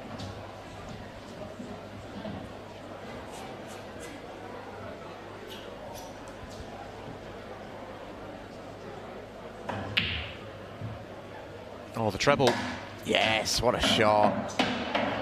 Only she'll know whether she played the treble, not the double. Well, the fact that she's held her hand up to say sorry tells you that she wasn't. So a couple of pieces of fortune in that for Vicki Lomax, but she does get the frame on the board. Oh, I think that's exceptionally generous from Vicki. I think if I'm in her shoes, I'm absolutely never admitting that was a treble. Well, own it, accept it. Oh, I totally meant that, don't worry about it. Look deliberate. It's one of those as a player, you've got to decide whether you want to style it out, walk around with confidence, or whether you want to admit it or not. You styling or apologising in that scenario? It depends who I'm playing. Oh, that's a very correct answer.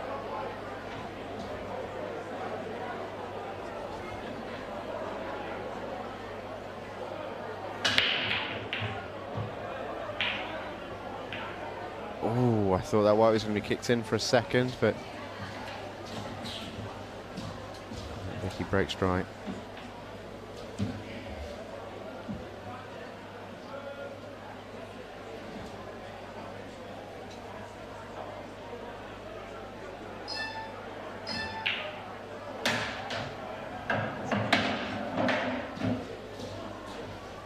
It's a tricky finish that Danielle's got here, and it's one that she may be better served not going for. Chase a finish here and don't make it, potentially making the game easier for your opponent. So I think she probably was just trying to pull back and drop that yellow over the pocket, but got the position of the white all wrong. I don't think there was any thought of making the pot on that yellow. I think it was just drop it over the pocket, but hasn't considered the white. Yeah, I was going to say, do you think that was the case where, because she didn't need to think about where the white's ending up for a next ball, someone took her eye off it? Yeah, I think that may be the case. You can see where the white was going, that even if she doesn't go in off, she's leaving the position where there's no other pot on. So there was no way that she was taking the pot on, but it's still a careless one to foul. Vicki with her free shot. Clears Danielle's yellow out that pocket. Although this... Does that work from the overhead here? Well, she's taking it straight on. Or is it the safety? It is the safety. I do wonder if she ran slightly out of position there, Vicki. Looks frustrated with herself. For me, this is what Vicky's done so well tonight, is that she hasn't chased the finish. More often than not, when she's been in that position and she's decided that she doesn't... Oh, great pot. She doesn't fancy the finish, she's played the safety. That's a good result for Danielle. Great pot, and probably deserved the touch of fortune she's got, but she is on this yellow at the bottom of the table. Problem she has, the yellow by the black still a problem, the two of the yellows in the top of the table are still a problem. Play safe. I do wonder if she could have crept through to that one on the bottom rail, but... I'm sure she could, but I don't think there was any advantage in potting it. Yeah.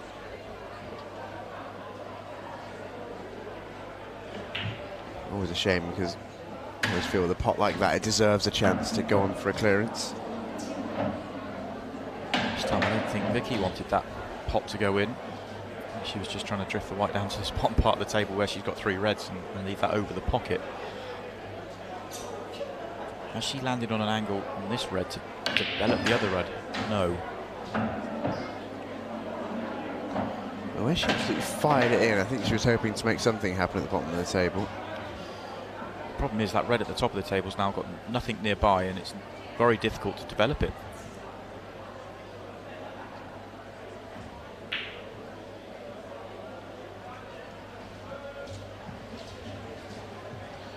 This is a chance for Danielle. She's got this yellow that she's nearest to the bottom right hand corner, and I think she can screw into the red that's the yellow that's next to the red. Maybe a touch thin for it. Yeah, she probably was a touch thin for it. She did pop that yellow on the thin part of the pocket. I don't know if she potted it off the thick jaw, whether she could have got into the problem area or not. She hasn't landed particularly nicely. I suppose if she still takes this onto the top left, the natural path of the white isn't going to be far away. Oh, great shot. Wants a kind bounce. I think she's got one. Does go to a pocket, which is about all you could ask for with a shot like that, but... Yeah, it's just, she probably wanted more. You could almost see in her facial expression that once she made that great pot, she was hoping for better. Shot. I mean, again, exactly the same scenario. Yeah, she wanted to cannon into the reds, I think, and hold the white at the bottom of the table. Possibly overhit the shot, but I think this yellow still goes. Oh, it does. There's your answer. Now then, this is a tough black ball. She needed to avoid that red.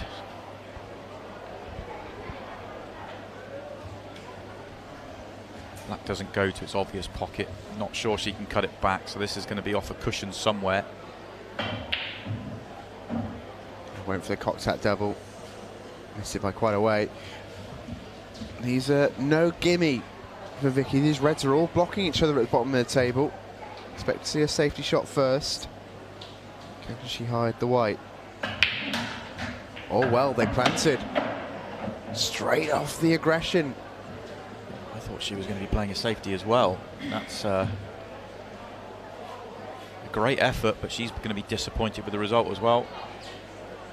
Maybe forced into this red to the top of the table, but it's not easy. Needs to make it as well. Does.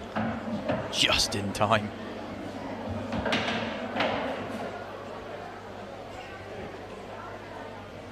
one more difficult shot.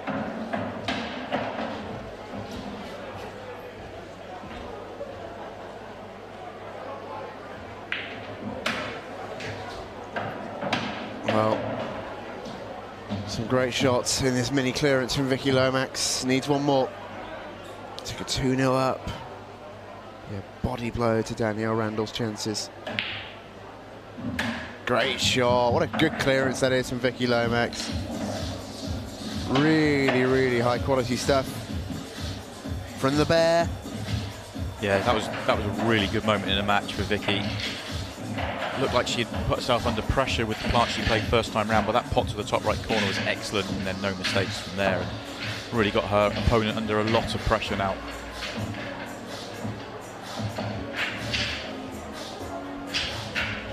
Played a lot of money matches, but does have a losing record. Biggest win for 800, biggest loss for 4.2k. Yeah, that's not the sort of record you want, is it? You want that to be the other way round. She has taken on a few big money matches. Big moments in this match now for Danielle, you feel? Well, thanks for that break. That's an absolute cracker. About as good as you can hit a cut break, that really is. That's a monster. Right when she needed it, but has she got the first shot? No, it was so tight through to that yellow over the pocket. The plant wasn't quite on, so she tried to make the one nearest the pocket, and she's just caught the wrong one. That was actually really awkward. The yellows are laid out beautifully, but that first shot wasn't ideal. Yellows are still very much on.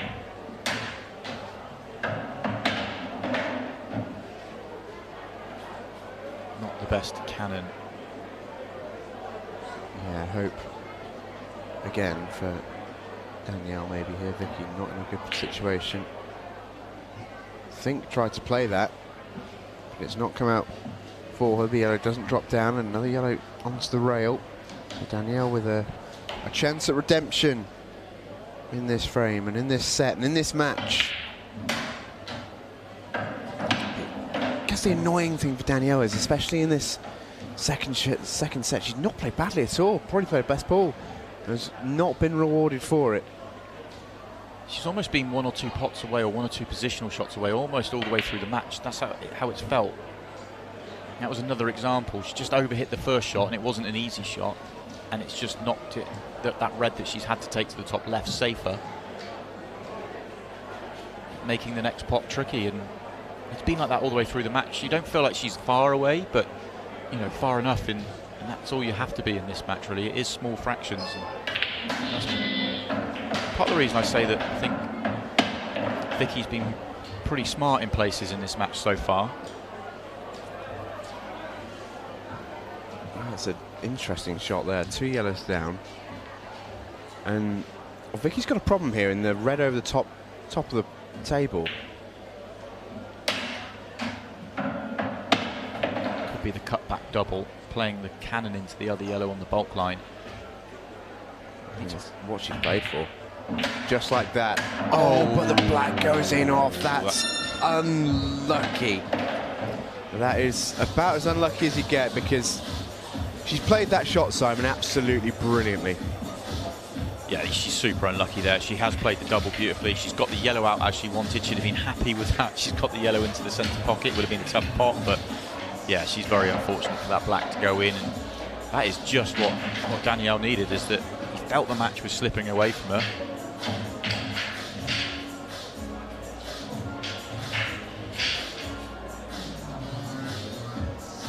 Oh, it's a tough one to take, isn't it? I wonder if Danielle's profile. Liverpool by John McAllister, the current reigning, defending, undisputed IPA pool world champion. Also Danielle's partner, so I'm sure he's been giving her I think there's a little bit of bias in that selection, personally. Possibly, but you know, he's a phenomenal pool player, and what a great player to be able to. I'm sure he. Oh, and Vicki goes in off. Well, not a good minute or two for Vicki Lomax. Goodness me. really unlucky in off with the black in the last frame, and a really unlucky in off the next break, and things are just starting to turn around now for Danielle Randle. Oh, that's unfortunate.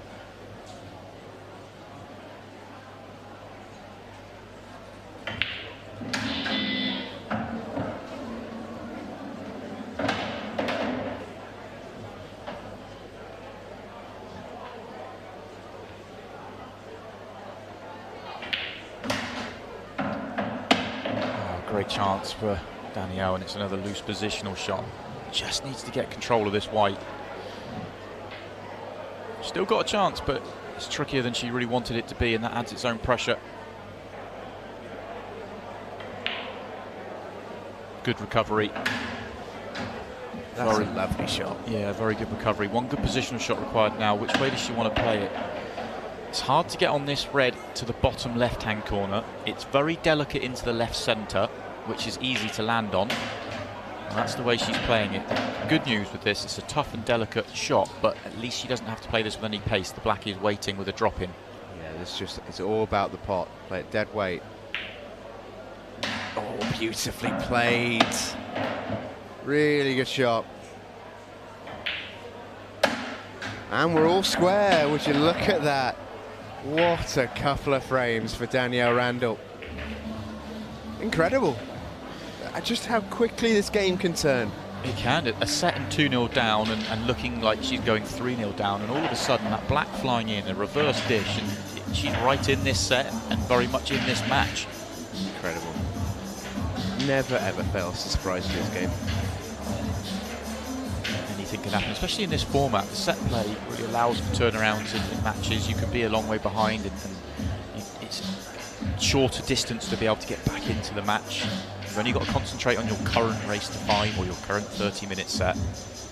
Do you think there's an element, we talked about it a little bit a couple of frames ago, where I felt Danielle had been a little bit unlucky so far in this set. She was playing her best stuff, but wasn't really getting rewarded. We can't say that anymore. Been given a couple of great chances. I think she just was a little bit, maybe in the first set she was probably just took a few options on the wrong way round, or in a way that left her in trouble, and a couple of loose positional shots and the odd missed pot. And I think she tidied that up a little bit in this second set, but still some of the same, where she's just not quite been able to make the finishes that have been there.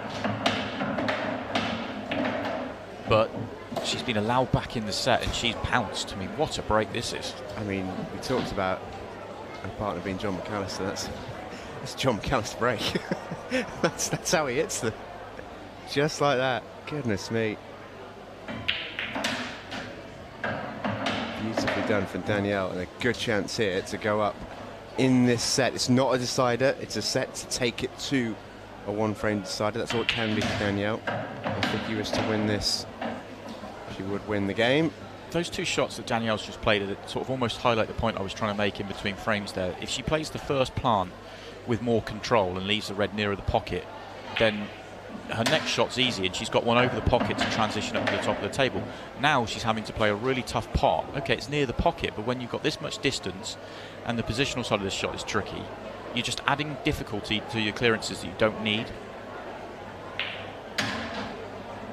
Like, it's a good pot. Really well, it's a good pot and a good recovery, but the next positional shot is now tough. So she's still chasing this finish. She's not in perfect position, where if she was able to leave that red over the bottom hand corner rather than on the bottom rail, it would have allowed her to transition up the table and get closer control for the back end of the finish. And, you know, we are talking about really small margins, but it is the difference between getting close to a clearance and making the clearance.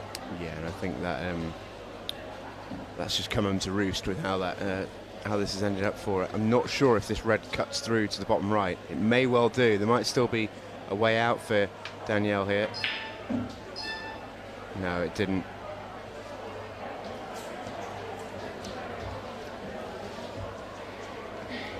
And these are all there for Vicki. She's had rotten luck in the last couple of frames. Now a chance to get a Q arm going again and say, well, I'm still here. Retake the lead in a set that if she wins £1,000. It would be her biggest money match victory. That was good to see as well, that first shot. could have been forgiven with the way the last few minutes have gone, not taking that shot on. It was missable.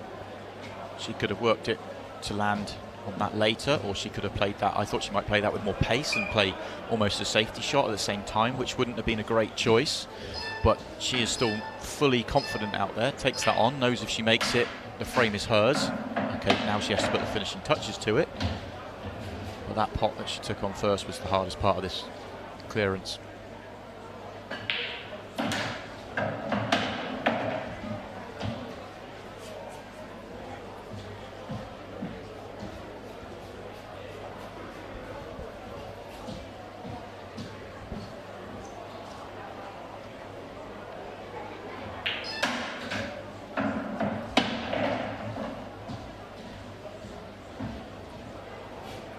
Just be able to drop this in, not the angle she probably wanted. She's going to just raise the butt of the cue. No real problems with where the black is. 3-2, still plenty of time left in this set. You always want to be leading in a final set. Always tough to chase, and Vicki Lomax, having led 2-0, now leads 3-2 and stops the rot, as it were, stops the comeback in its tracks from Danielle Randle. And has to go again. Very impressive visit to the table for Vicki. As we remind you of our match next week. Shootout Showdown time on Free Sports. Our first game of the night. Jimmy Johnston against Kevin George for 2,000 Griffins. That's Monday, 7 o'clock, same time, same place here on Free Sports.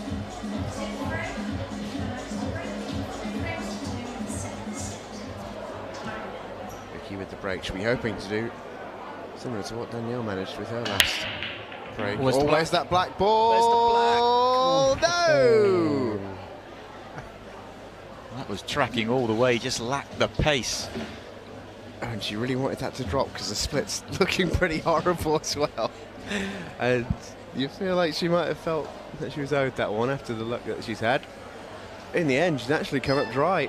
Danielle's not got a lot to go at here. You can see the shake of the head. Just a hit and Chris. Bit of a giggle from Danielle and from Donna and from Vicki as well. A little bit of a gamble there with the black hovering over the middle pocket, but absolutely, well, very little to go at, and with the shot clock as it was, not enough time really to figure it out. But actually in doing so, she's opened the table up for Vicki here. Yeah, potentially a very dangerous shot.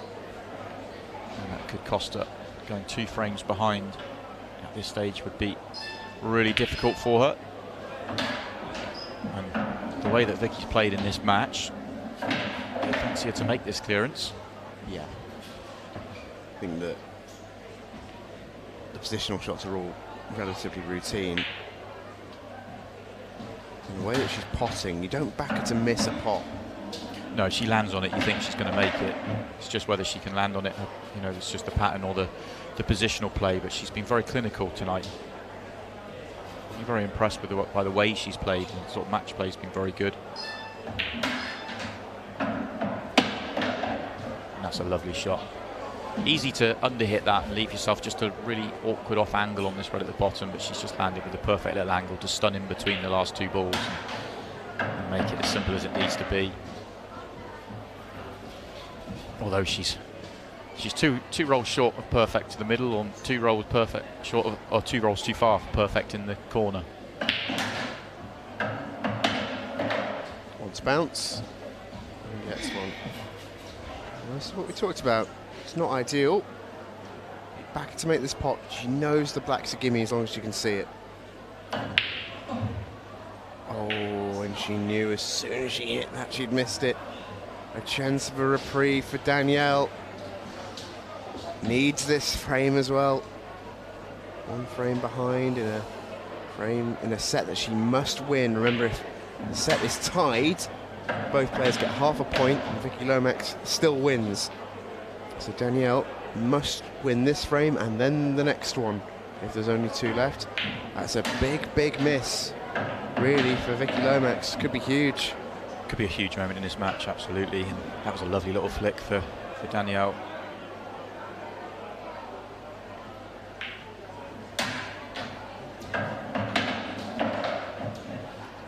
Key shot, transition from the bottom of the table to the top, land nicely. It should be pretty light work from there. It's worth pointing out as well that Danielle's been breaking really, really well. Oh, incredibly well so far tonight. It's been the best part of the game, I'd say. And she'll get a good break and a good chance in the next frame. If she clears these two away, she's right in with a chance of taking it to a decider. This is now a tough pot, though. Good shot. Knows the black's a gimme. Just needs to make this pot.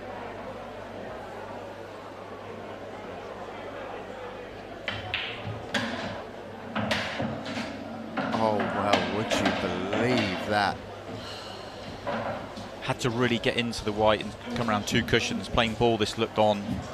She just didn't quite get into the white enough to hit that second cushion and get the white into the middle of the table. And that could really cost her this match, or a chance at this match.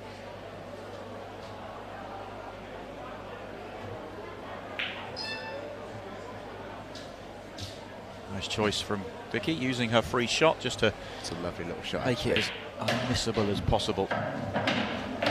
Yeah, that could well cost Danielle the match. It really could. Vicki here with 1 shot to go, not only 1 from home, but meaning Danielle needs the next 3 to force a decider.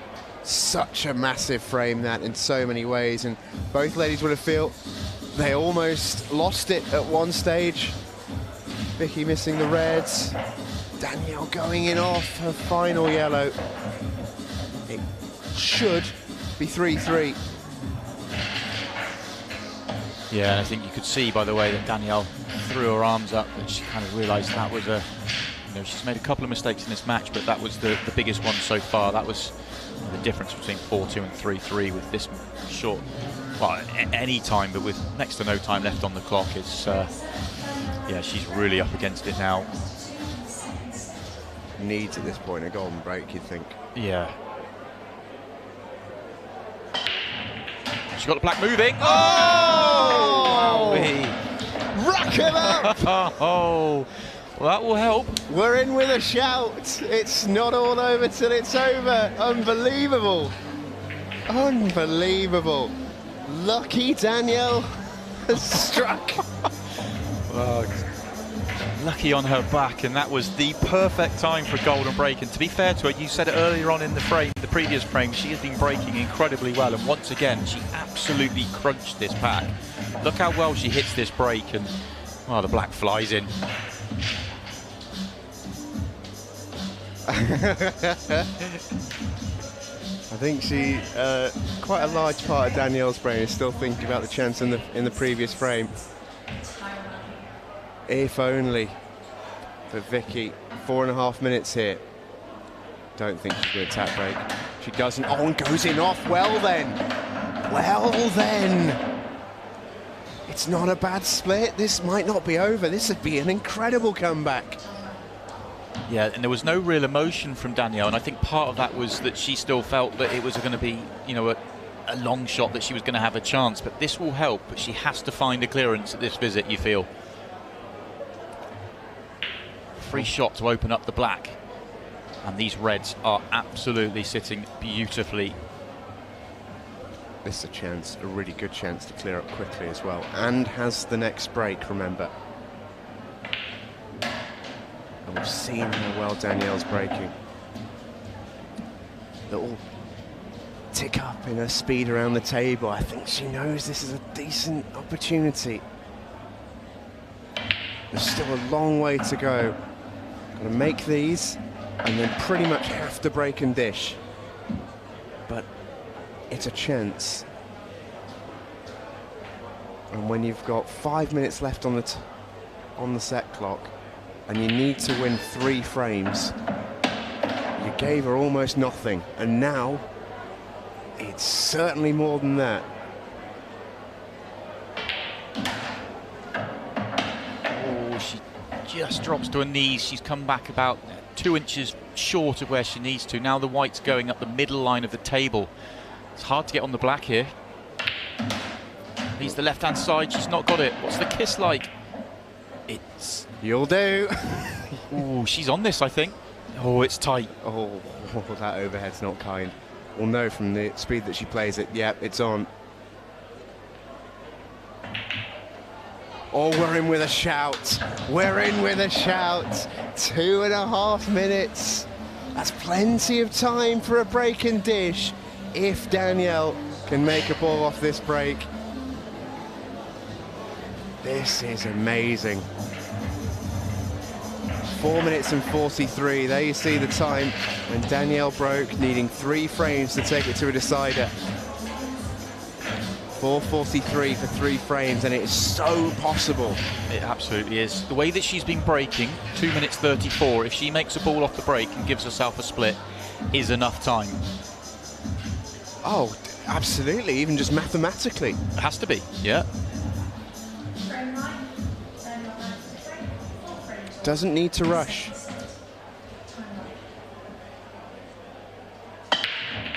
How's the break? It's another good one. Needs a ball. Gets a ball. Well then, Danielle Randle, can you stay in the match? She gets the black moving as well, once again, but this time straight up the middle of the table. But her split's not too bad, just one little problem, red and yellow together, and I think she tried to move it off that first shot, and she just missed.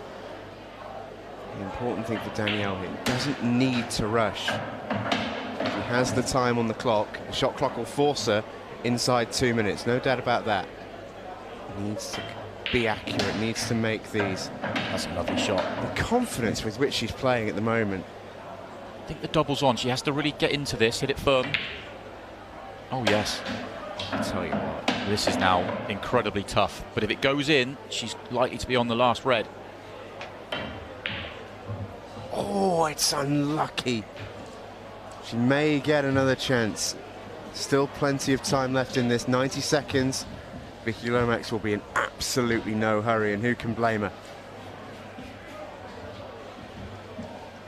I know it sounds strange with a 20-second shot clock. I almost feel like Danielle just rushed that finish just a fraction. She got the first shot just off, didn't get the cannon to get that ball out, and then she was always sort of second favourite for the finish. If she could have got that red out with the first shot, so she didn't have to play the double, she could have gone up the table with more control, and if she could land nicer on that red down the cushion, then she would have had a chance. What a chance, by the way, to bring out your extension in this time of the match from Vicki Lomax. Oh, perfect use. Absolutely remarkable. Well, it's a risk because this is on. Playing the safety there and not keeping yourself at the table. Danielle can maybe make something happen here. But it's not going to drop. I thought she could see the red to the top left, but yeah, so did I. She didn't play it, so she must have been snookered on it. So I went for the sort of hit and hope. Danielle, bite of the nails, little look at the clock. Vicki just needs to pot. Oh, misses. Danielle will jump at this chance. 20 seconds, maybe. Can you see that red at the top left? I don't think she can see enough to pot it. Maybe pot it off the black.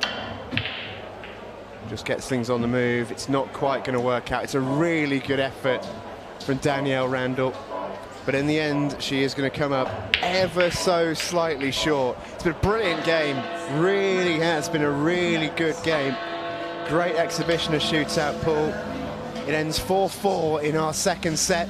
Both players take half a point, and Vicki Lomax wins it by 1.5 points to 1.5 points. A great game, and we'll speak to Vicki when we come back.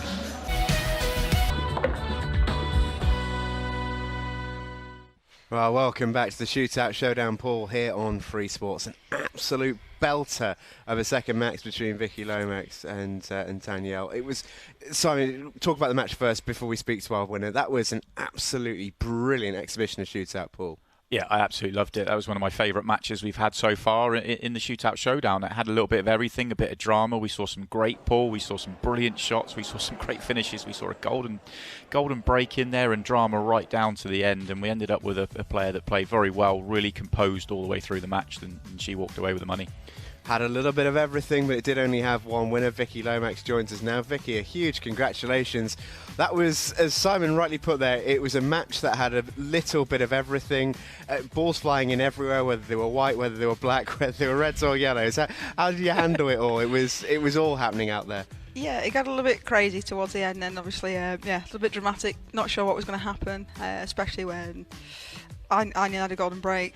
Then Danielle had one. Then I went in off and she cleared. So yeah, it was a little bit dramatic towards the end.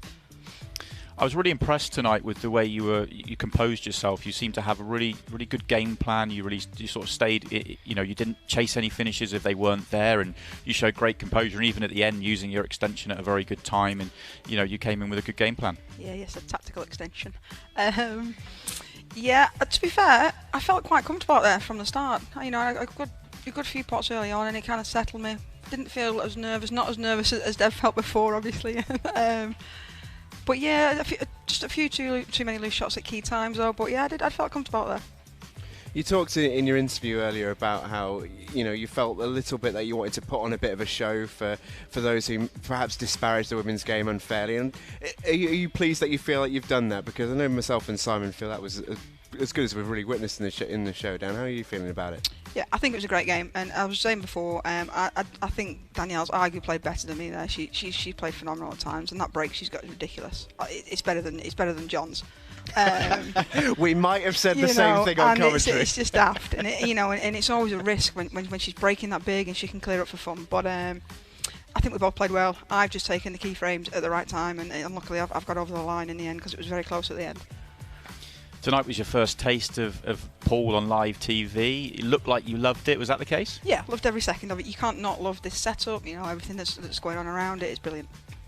And what did you make to the shootout format? Because obviously it introduces drama. It almost forces it.